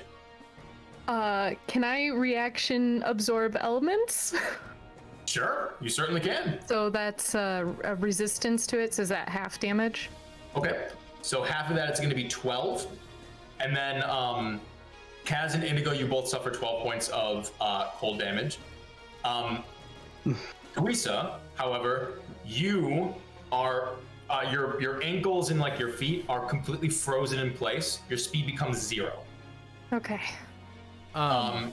72, real quick. Yes, make sure. Amazing. You are rolling the very best things you can roll on this table, Jamie. Okay. You feel that power surge up in you once more, and instead of loosing out, it almost collapses back in on itself and forms like this arcane armor around you. You gain resistance to all damage for the next minute. Nice. Wow. That's uncommon. Nice. Incredible. That's on the normal. Yeah. Wild Magic table. Sweet. We also, as my reaction, as I'm like shielding myself from the cold, I'm gonna let out a little chant and just hellish rebuke this bitch. Go for it. Give me All that right, so dex save. dex save. Word. That is a 5. That takes 26 fire damage, bitch. I rolled 2 10s and a 6. Damn! You loose an inferno against it, and it sears the entire front of its half-elven form, and just you can see all these terrible like open wounds from the burn, charred, smelling like burnt flesh, and it rears back and lets out another terrible shriek. However, it's not infused with any magic or by any means. God damn, Bobby. God damn it, Bobby. Did my surge take place after I took damage? From the The surge took place after you took this damage, yes. just making sure. Okay. Okay. That is going to be the end of the creature's turn. Kaz, it is your turn. All right, I'm rushing up on this bitch with everything I have. I'm about to end this bitch's whole career Please. with my Gold Toes Shiv.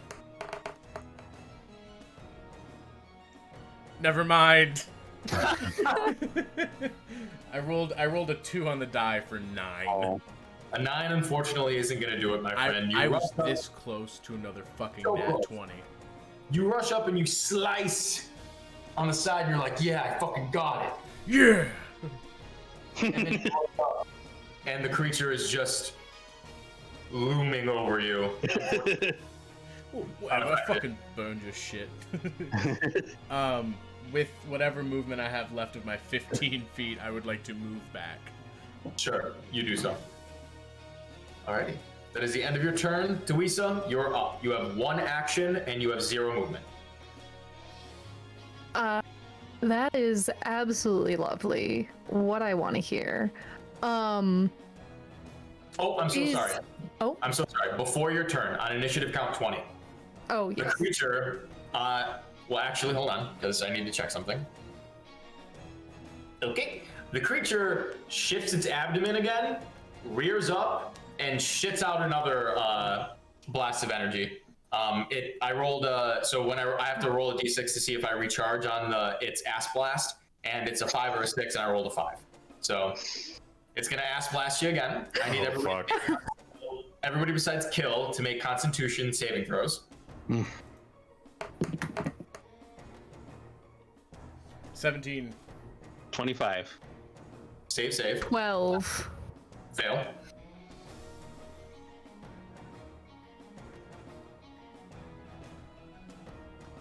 Okay, Tuisa, you suffer 31 points of cold damage.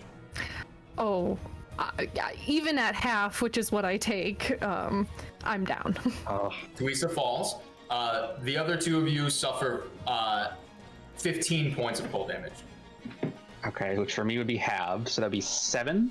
Yep. Yeah, well, half for you because of the resistance and the save, so 7 points, yes. Which is helpful. 'Cause Okay. Great. Now, Theresa, on your turn, you can make a death saving throw for me, please. Okay, fun. Okay, let's. That's way worse than having a whole turn, isn't it? I know, I'm so sorry. Just so you know, we I do also like, now have another her through the feet DM. are still frozen. Like maybe she's still somehow standing upright somewhat. She's just like, He's just fucking. Don't worry, Teresa, we got this. Teresa, Oh, right? wow! I rolled a nat 1 Oh no! Hannah! on Old Faithful. You She's really a are. healer, you guys. You can mark 2 failures on that.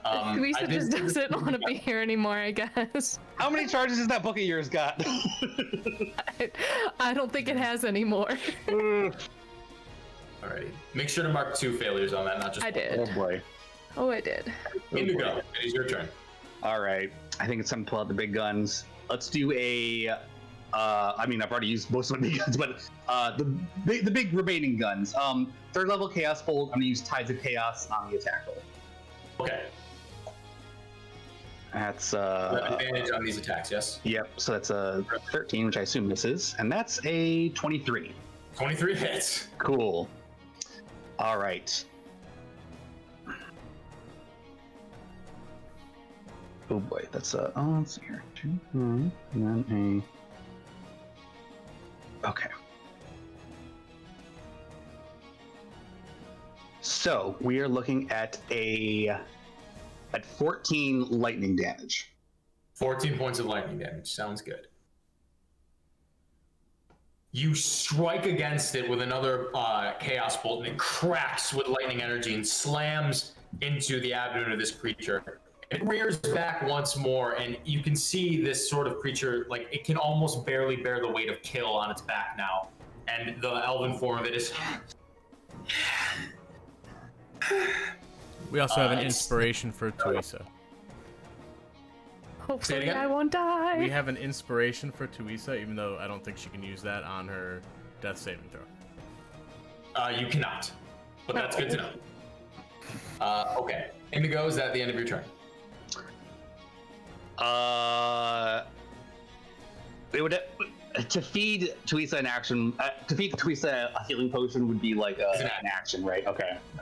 Taking one yourself is a bonus, but administering it is an action. Okay. Both to draw it and to feed it to her. Sure. I mean, Okay. doing it to someone else is an action. Gotcha. Then yeah, that's my turn.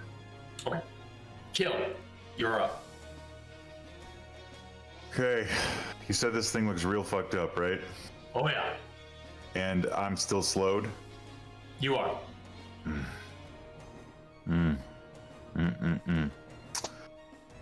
Okay, I'm gonna rear up and try to hit this thing. Go for it.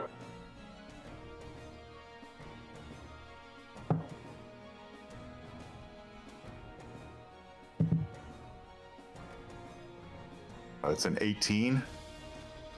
18 hits. Ooh, okay. Okay. Okay. Alright. I've never hit with this thing before. Adding the D6 from Symbiotic Entity. Okay, that's 16 points of damage. This. Yay! Is that how do I want to do this? It was, yeah. Oh yeah. I just want to do something dramatic with this cool ass new flail I have, Sal. This is a dealer's choice. Make it dope.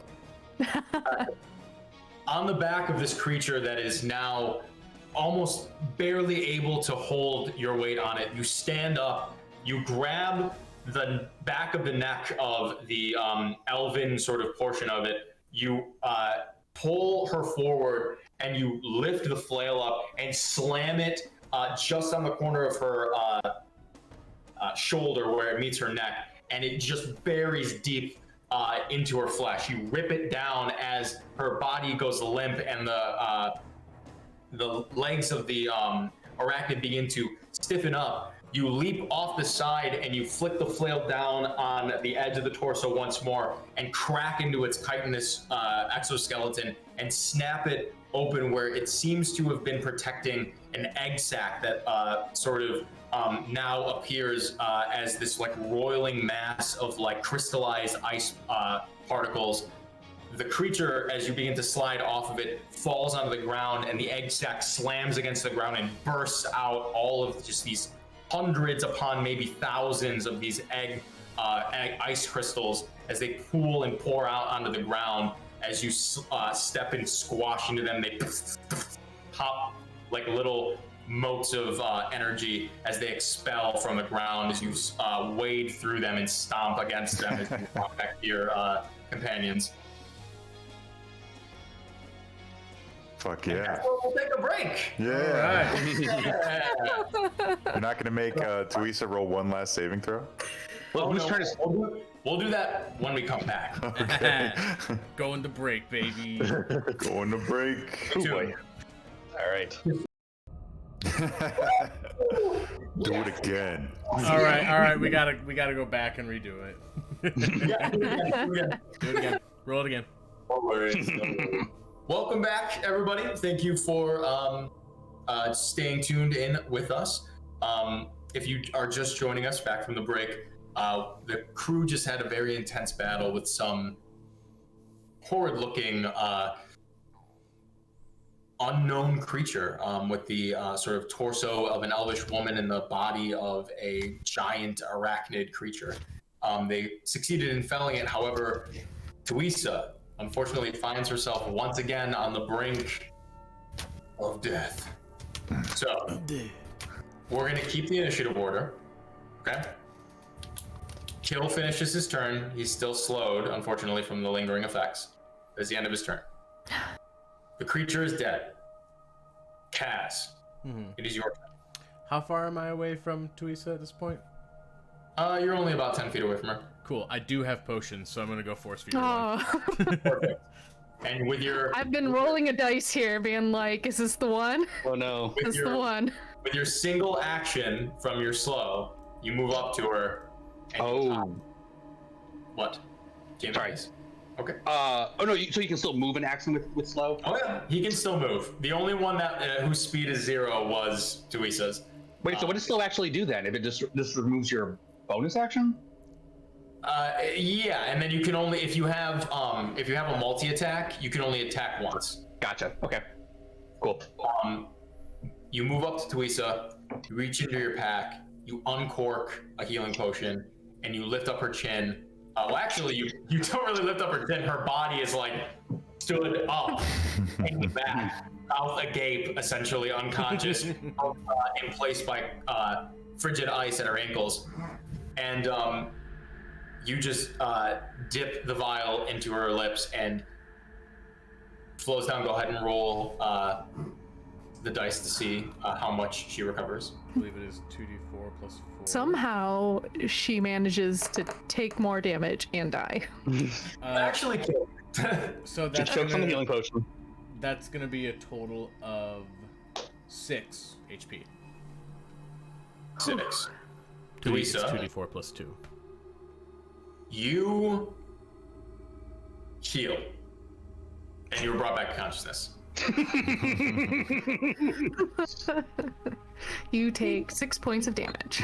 I'm gonna help like get you back up straight as you come to consciousness. All right, walk it off, love. Good night. Well, when you can.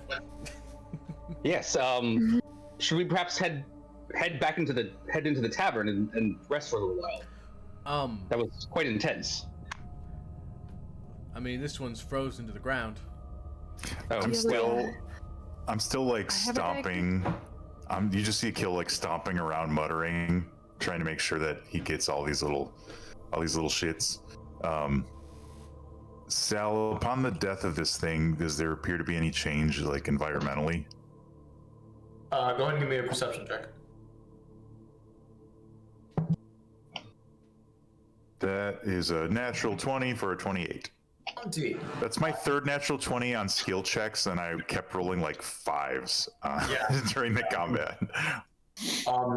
You take a look around. You do immediately notice that where there once was like a whipping sort of whirlwind of like a blizzard going around, that seems to immediately begin to quell and subside. That ripping sort of razor-like sound of wind seems to have dulled and dissipated, and the snowfall sort of changes to this like very calm, every once in a while like beads of snow, and the area around you ceases to be relatively obscured vision-wise, and what is revealed around you is pretty plain to see: a ransacked, destroyed settlement here. Now getting a better look at everything, every once in a while you do see hanging from the sides of buildings like these sort of frost cocoons every once in a while. Now that you can get a better look around here, and your vision is no longer obscured after the death of this creature.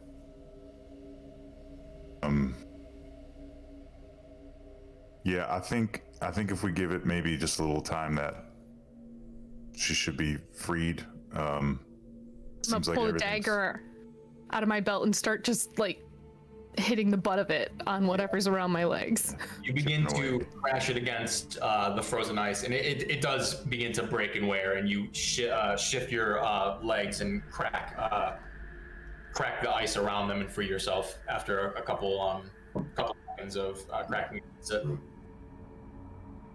Looks like we found the source of what happened here. Yes. I definitely got the sense that thing came from another world of some kind. Yeah, fuck, that thing was gnarly. Didn't Kata say something about Salt being interested in like otherworldly creatures? She thought his lab might be somewhere where the veil is thin. Maybe he's to blame for this. Yeah. Sal, you said I see like cocoons hanging about. I'm gonna go hit one like it's a piñata. Sure. You move up to one. It's there. The closest one is maybe 100 feet away at one of the buildings across the street. It's sort of just hanging on what seems to be the roof that overhangs on like a patio of a nearly felled building. And you wind back and just fucking go to crack it. Go ahead and just give me go ahead and you don't need to roll an attack. Just go ahead and roll damage. Okay. Da-da-da. That is 15 damage. 15 damage. You slam into it with Wakehart, and you crack through this sort of frosted layer of ice that surrounds it, break into it, and just blast it open like a piñata. The remnants of the inside of what seems to be a humanoid. I mean, at this point, you're assuming that it's like, you know, the remnants of a denizen of this settlement, but it is like unrecognizable. The body of this humanoid creature that slumps onto the ground after cracking the ice cocoon open is devoid of any fluid. It's like a shriveled, like raisin-like husk of a humanoid creature. It is grotesque. Well, between this and, you know, more of these things being created or whatever, I think this is the more pleasant of the two outcomes. I suppose so, yes. Might be right on that one. Yeah. Well, I don't know about the rest of you. I am excuse me. I've felt a lot better, certainly. Is there somewhere we could rest for a little while, perhaps? Is it still really cold in the tavern? Oh yeah, let me go check the kitchen again. You move back into the tavern. You enter in through the window and shift into the tavern proper and move over to the kitchen. You open it. It does not feel that frigid like it did before. Alright, I mean, it's better. It's certainly not. There was definitely something magical in here making it colder that is not anymore. This might be our best place with a little bit of coverage. Is the door still frozen? Oh, probably. You go to check the handle. The handle no longer gives off this like horrid frigidness. It's touchable. You grab it and you go to pull, and you feel where there was no give at all before, there is a little bit. You probably would likely still have to either bash it in or exert a good amount of force to open it. Yeah, I mean, it's a little better. Let me just see if I can, and I just like try to pull it again. Go ahead and give me another strength check. Dope. That is a 12. 12. You go to yank, and this time it does give, and it shunts open a bit, but stops almost suddenly. You don't herniate yourself or anything like that, but you crack it open a little bit. Now maybe someone can get more leverage or whatever, and it'll take some time. But if anybody wants an additional check, or if you all just want to spend the next 10 minutes just slowly getting it open. I'll see if I can build I'll see if I can work on building a fire and see if that'll maybe help warm us, as well as maybe use torches to help melt some of this the ice holding the door shut. Sure. Do you have like A torch? torches on you or wood on you? Or... I have a torch. Is there any that's what I'm point, like, is there any just like kind of look around and gather any like loose wood that might be around still? There's not going to be any loose wood in the middle of a blizzard. That's I'll not tell you- completely saturated with water. The door. Oh. Well, can I dry it with I don't know. I can use prestidigitation to dry the wood out. I have a candle I can put next to the door if you like. If you have a torch, I can just. I do have a torch. If it'll last long enough to help melt the door down. Kill, do you think you could sort of like, I don't know, roll into it? Yeah, without I doing mean, anything? I could just break this thing open in one shot, of course, but I don't want to take away Kaz's, kind of triumphant moment. He's really been through a lot. Now that Nope. Kaz is Fuck Kaz, open the door. all right, that's fine. Well, he's not really my type, but I will open the door. Thank you. You're welcome. I'll Is a 13 I'll just give it passive kind of a. perception enough to have heard all of that? I would say that they're clearly not keeping quiet about that. So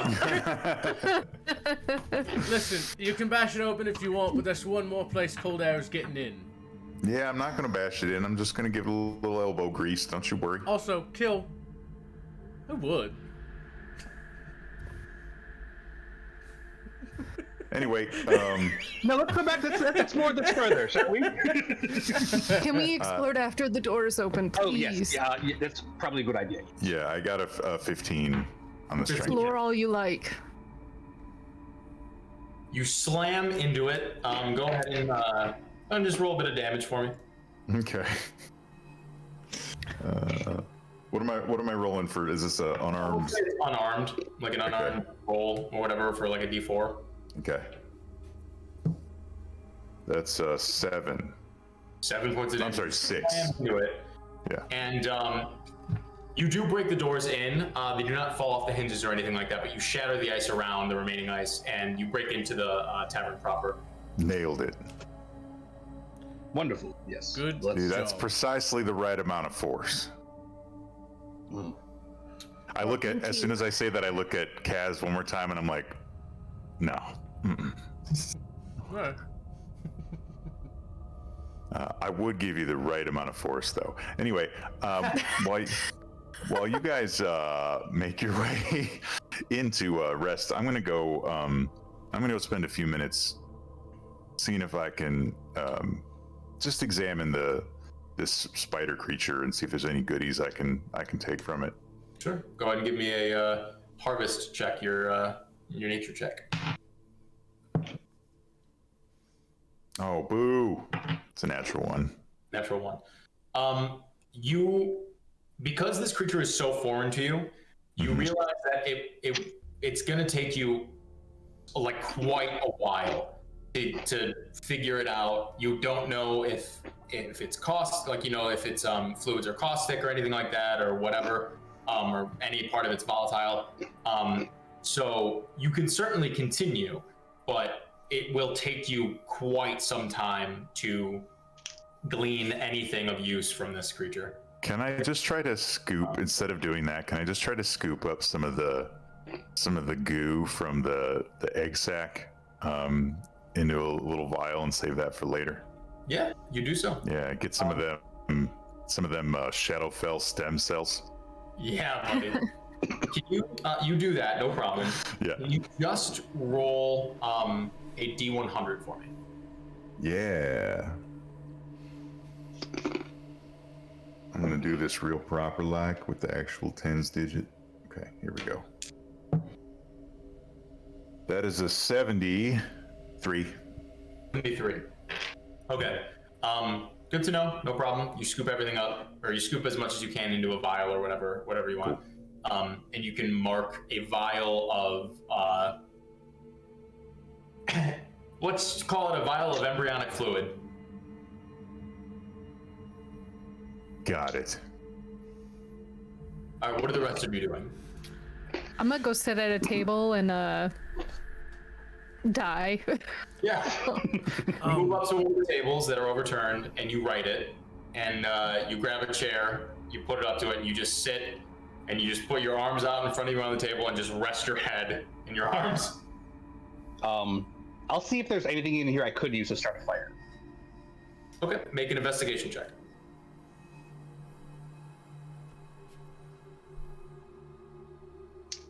Six. 6. I mean, you look around, there's really no like loose wood or anything like that. If you tried hard enough, I'm sure you could set fire to like a chair or something like that. But everything is like heavily waterlogged and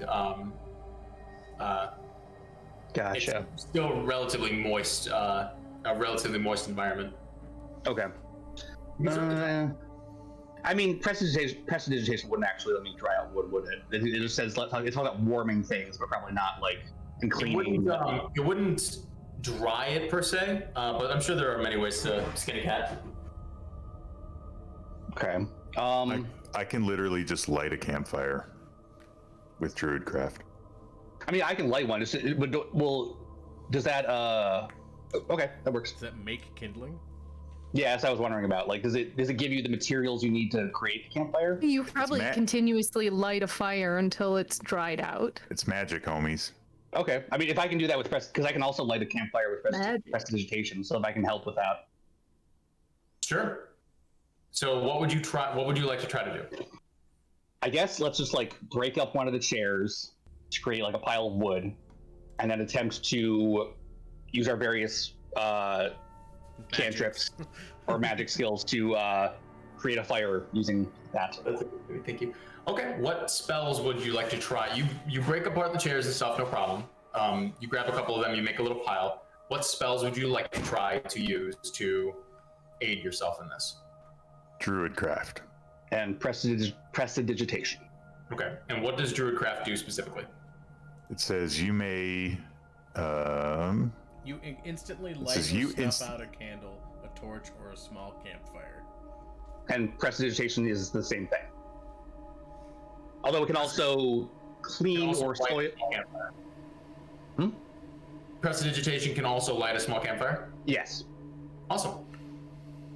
The two of you sit around the pile of wood and you hold your hands out and you will fire to kindle on this dilapidated wood. And it takes a second, but even through the moisture and the frigid climate, it burns up between the two of you, and you all feel that heat emanating from it, and that warm orange glow begins to fill the room. Ah, that's better. Wonderful. Tweesa, by the way, I took a look at that thing and I could make heads or tails of it, but I did pick up some of that. Some of the egg sac bits, I guess. Good. But I don't know. You might be able to make better Yeah, Better sensitive okay. than me once you're feeling better. Mm-hmm. You feeling better yet? Mm-mm.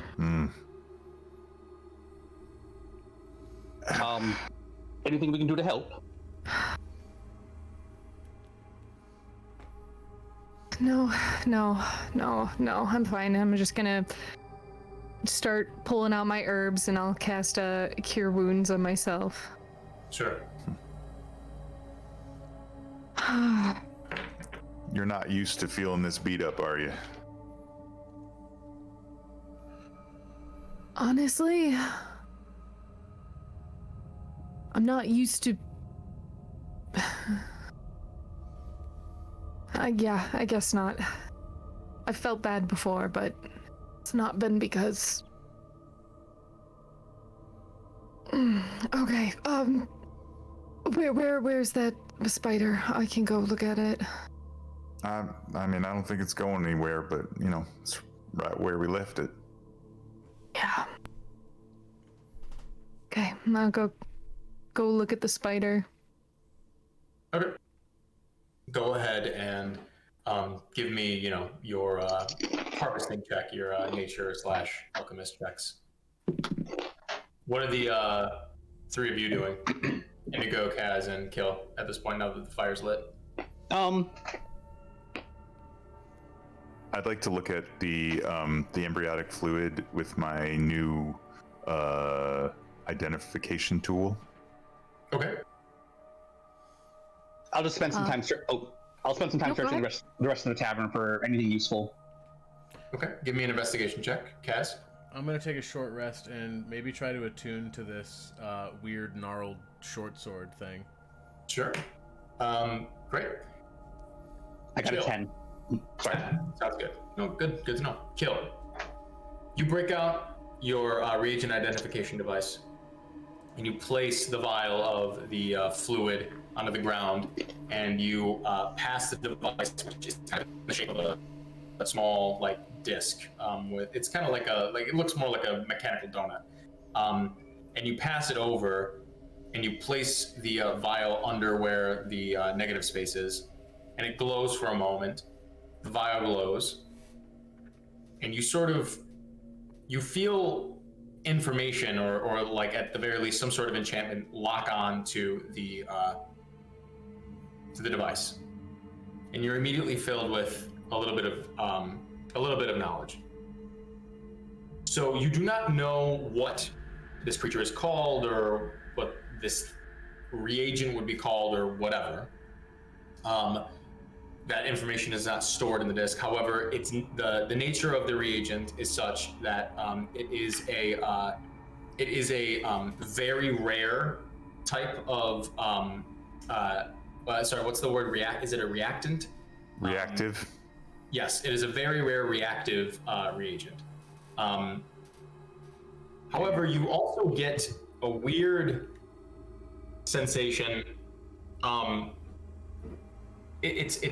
I mean, this is the first time that you're using this, so you don't really know if this is just how it is, but you get this weird sensation that not all of what is inside the vial is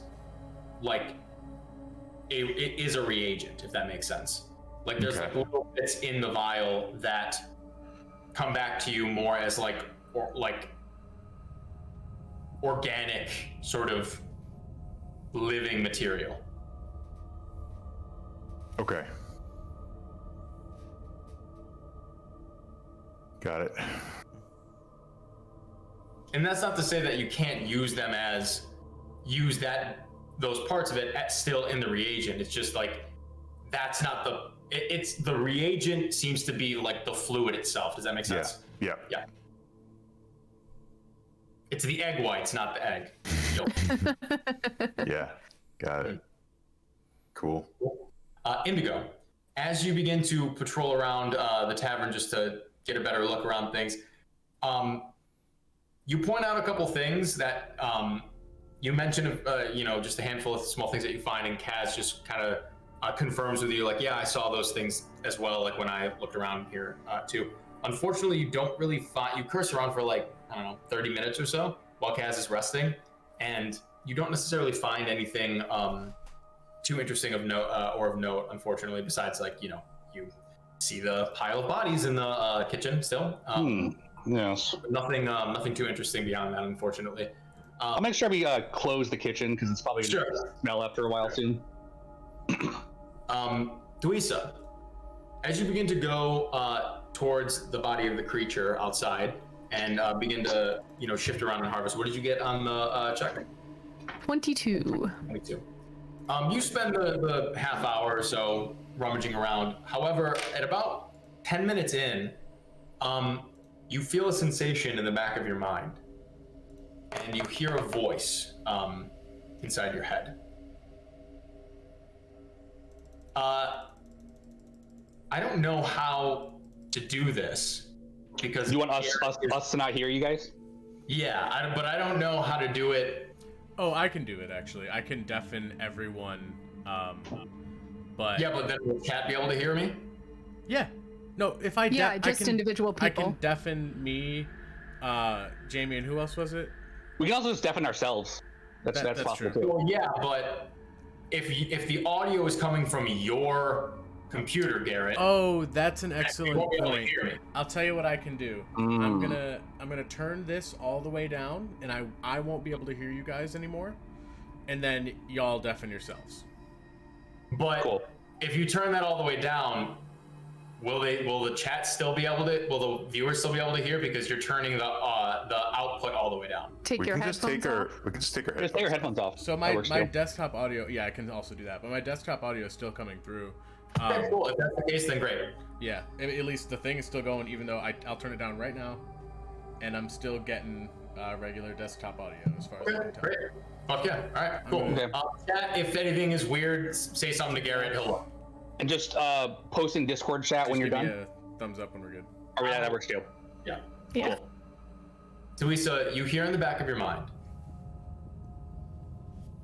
So, how is your research with our mutual friend coming along? You have impeccable timing.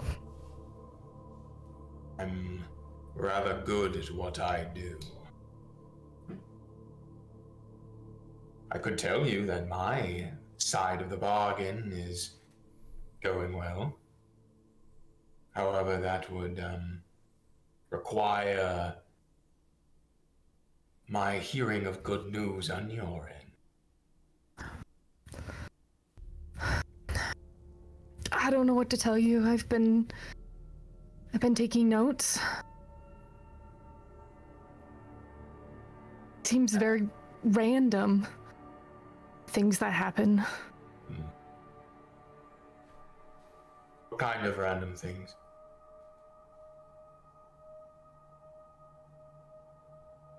Oh no, he disappears. He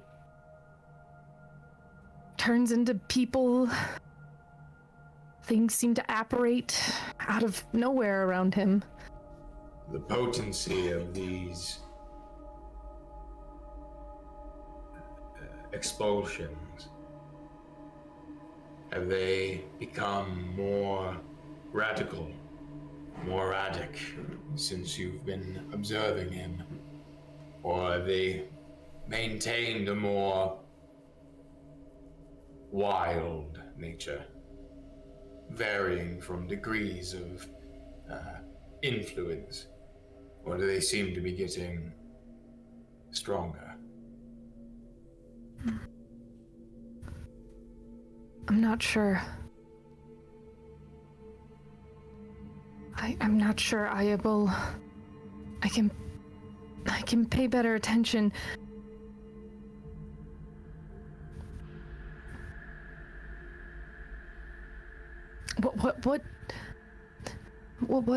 What exactly are you looking for? Any type of pattern that might arise, any type of triggering mechanism you may be able to find, any type of reactive environment that might aid in his.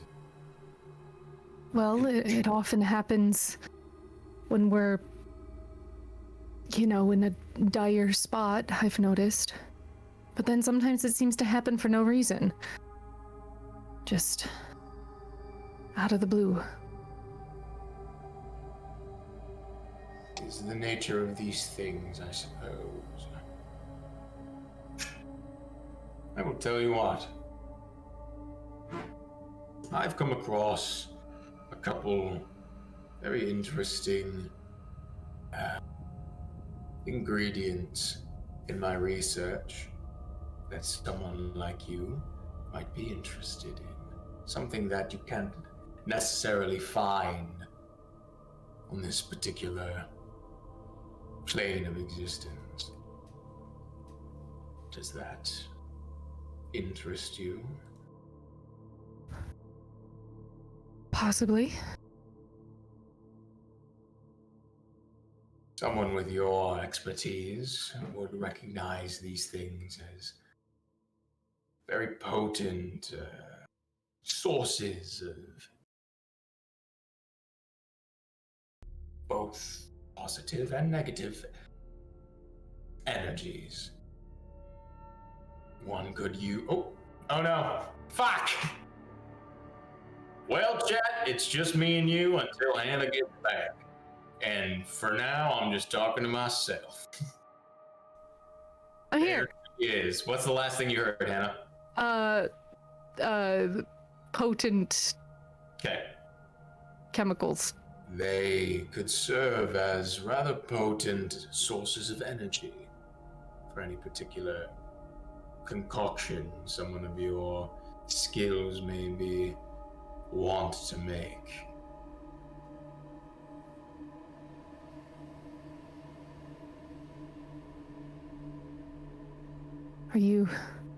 Do you have them? I do.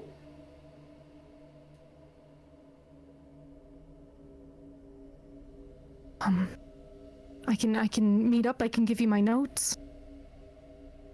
Seems as though the notes that you have are rather lacking, are they not?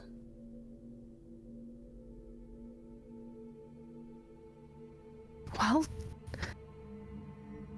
now that I know what to look for. There is one other thing that you could do, something that would expedite this process.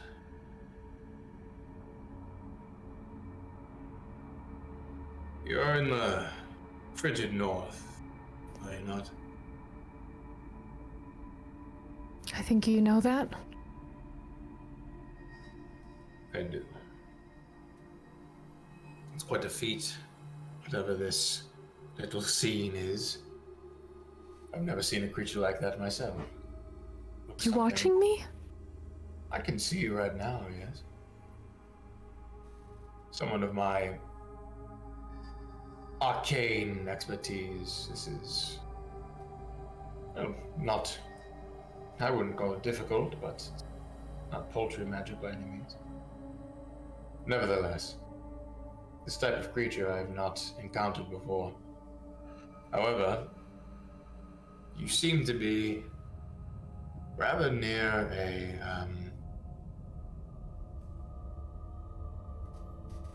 an old colleague of mine used to lead expeditions quite near where you are. And he would have been rather joyed to find a creature like that. His research dealt more along the lines of fantastical creatures. Creatures from other realms and such. He did a lot of studying up in the frigid north, even founded a little laboratory. Yeah. Is he still alive? I haven't heard from him in quite some time. But I can send to him. I can tell him to be expecting you. He's a rather powerful ally. Bring this companion of yours to the laboratory.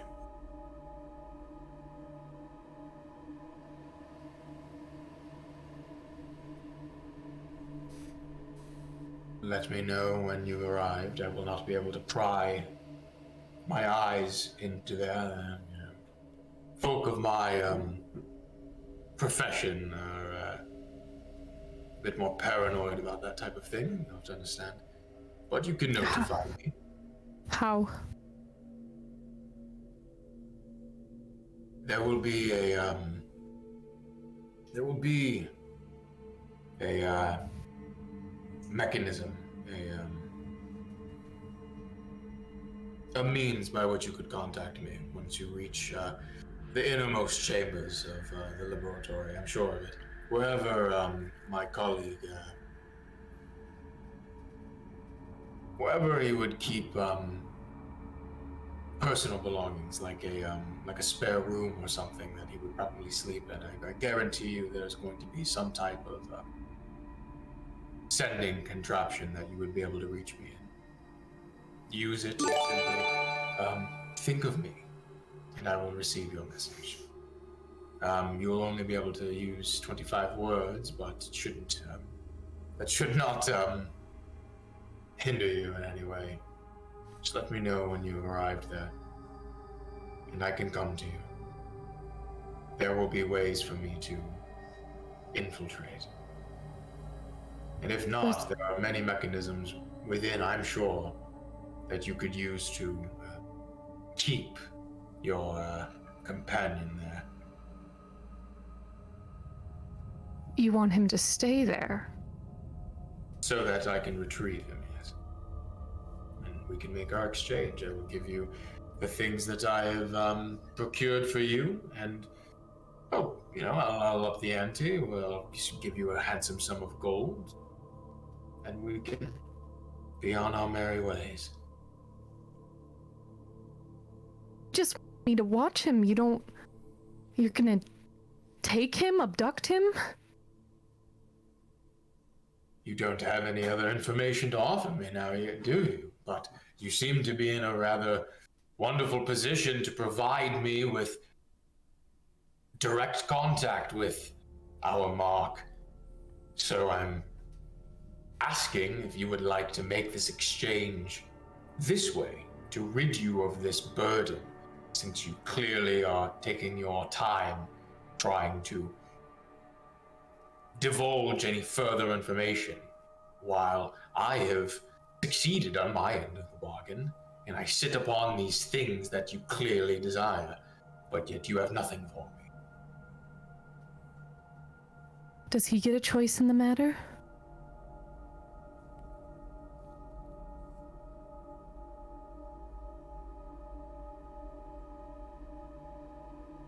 We will decide for him. That is the nature of our covenant with each other. We, you and I? Yours and mine, yes.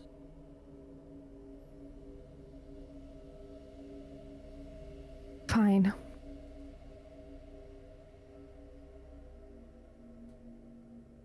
Good.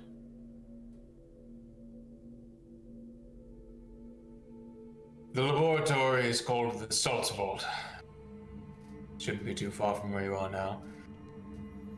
Last I recall, I say 25 miles or so to the north. You're in a settlement, it seems as though, yes? Used to be. If I recall, the name of it was something along the lines of Shririnla. No, what was it? Serinla. Serinla, yes. Something along the lines of that. Yeah, well, you'll find it's more like a graveyard now. Unfortunate. Some fine folk that were venturing out there. Well, then, head to the north. Sure you'll find the vault there. And as I've said, You will certainly find many useful contraptions and mechanisms within the laboratory. There's a reason why he called it a vault, more than anything. Ignatius was a paranoid man, but no, maybe he's changed. I will contact him. You can move there. He will greet you upon arrival, and we can figure it out from there. What direction do we head? North, 25 miles. All right. Understood. Pleasure doing business with you. Pleasure. You feel that connection fade.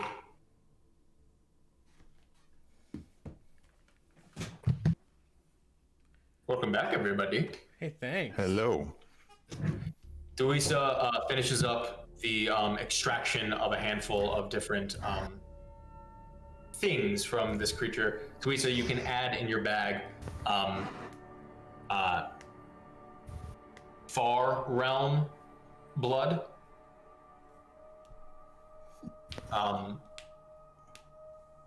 Far Realm crystals. And Far Realm silk.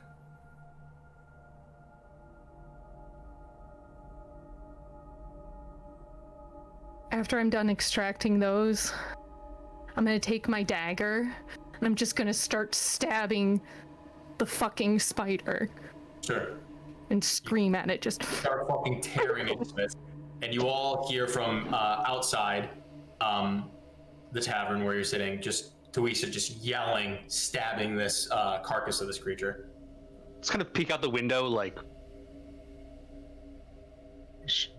Think she needs to work something out. You think? I mean, this isn't even the closest she's been to death in the last 2 days. Well, I guess it has been a stressful time for everyone. She just needs to blow off some steam. I think. Well, yeah, we've all done it. Everyone copes in their own way, you know. It's a big long drink. Well, absolutely. Mm-hmm. I'll Well, whip off my dagger and come back inside. Sure. hey, girl, is everything good? You good? I don't know why. Hey, girl, just made me laugh. Everything Gucci? How's it going, girlfriend? Are we cool? Well, what do you say we all, I know I'm still quite hurt, so we all maybe just rest up and heal for a little while? Or, what are we thinking? That's what I was doing. Right, okay, then I'll join you then, and I will, assuming that we're all cool with that, then I'll initiate long rest mode. Long rest mode. Initiate. Or I guess, short rest. Short We can spend rest. hit dice, right? Yeah. Yeah. Okay, I guess we can do that. I will do I'll start. Short rest or long rest? I guess Short rest. Short rest is Yeah, good. it's like midday. We'll do a short rest. Where are my hit dice on this thing? I can't find it. If you click on your character portrait, Did you use all of them when Duisa had He wasn't able to. Yeah, we weren't able to do that. So we Well, how many of them did you roll during combat? hit dice. I didn't roll any. None. He wasn't able to do He that. didn't. He wasn't that's able right, to. that's right. Sorry, It was sorry, just sorry. me. I thought you meant mechanically, as in like the website wouldn't let you do it. Sorry. Well, I just don't know where to access. Okay, I think it's under. If you click short rest, then it shows up there. Okay, I see. Yeah. Yep. And I want to automatically apply healing with dice result and not reset maximum HP changes during this rest? Or does it matter? Okay, cool. Yeah. All right. Yeah, I'm gonna do a short rest. Alrighty. and I remember I was trying to attune to that gnarled sword thing. Yes. Kaz, as you are taking your own short rest, you're focusing on this gnarled blade, and you feel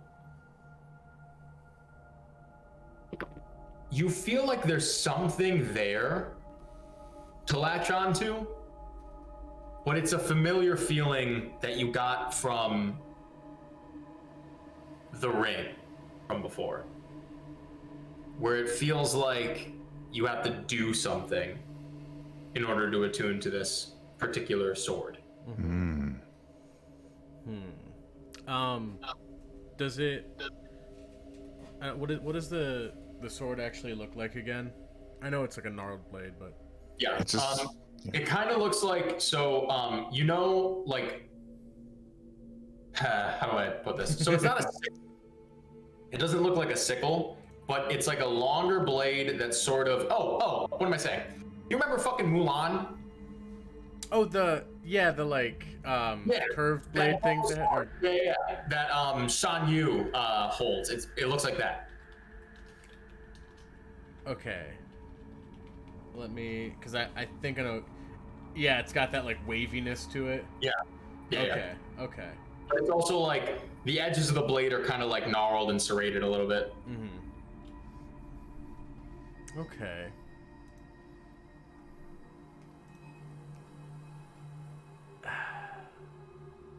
Doesn't make me think of anything specifically. Alright. I'll hold on to it, try to figure it out. Okay. I mean, we do know who those previous owners served, I think. You do. Yeah. Whether or not Kaz remembers. Yeah. Garrett doesn't remember, to be honest. Because we got this from the Knolls, right? Yeah. You did. Oh, so it was one of the Devil Lords or whatever the fuck. Yeah. But I don't remember, and I don't think Kaz would either. Kaz is dumber than I am. Killer, you're also short resting. Everybody's short resting. Yeah, I'm short resting. This is a little metagamey, but now that I figure Kill is watching Kaz just sort of fiddle with this sword and like Sure. really focus. He probably looks like he has to poop. He holds that for a fucking hour. Kill didn't have great results with his prayer last time when he tried the ring, but he'll try to say a prayer to Enoch.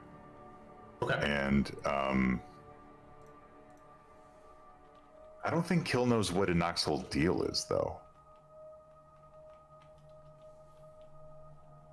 So it's going to be... I would definitely say he probably doesn't. Yeah, so it's going to be rather generic like last time. It's going to be more like, I tried this once before, and I'm not going to lie, I hurt my feelings a little bit. So, I'm letting myself be vulnerable one more time. And I leave it in your hands, oh Lord. This is starting to sound too real in this accent. But anyway, yeah, it's just going to be some generic seed money bullshit like that. Sure. You focus on that. And to be clear, because I've been wearing that bone necklace purely for decorative purposes. Sure, of course. Yeah. You focus on this reaching out once more. You sort of open your heart to whatever entity might be willing to connect with you. Oh, I don't have to know who it is? I said. Kill. And Kill, you hear... Well, howdy, partner. And we'll end the session there. Hey, what the fuck? Huh. Yeah! For fuck's sake, dude. Fun time. Love a devil lord that sounds like a fucking cowboy. He's actually just mocking me. You dumb motherfucker, I'm not kidding. So funny. Well, I hope you guys all enjoyed tonight's episode. It was a fucking banger of a combat episode. I almost lost to Issa. Yeah. Hope it was fun for you. It was very fun for me to get back into the swing of things. Sorry about the technical difficulties at the beginning.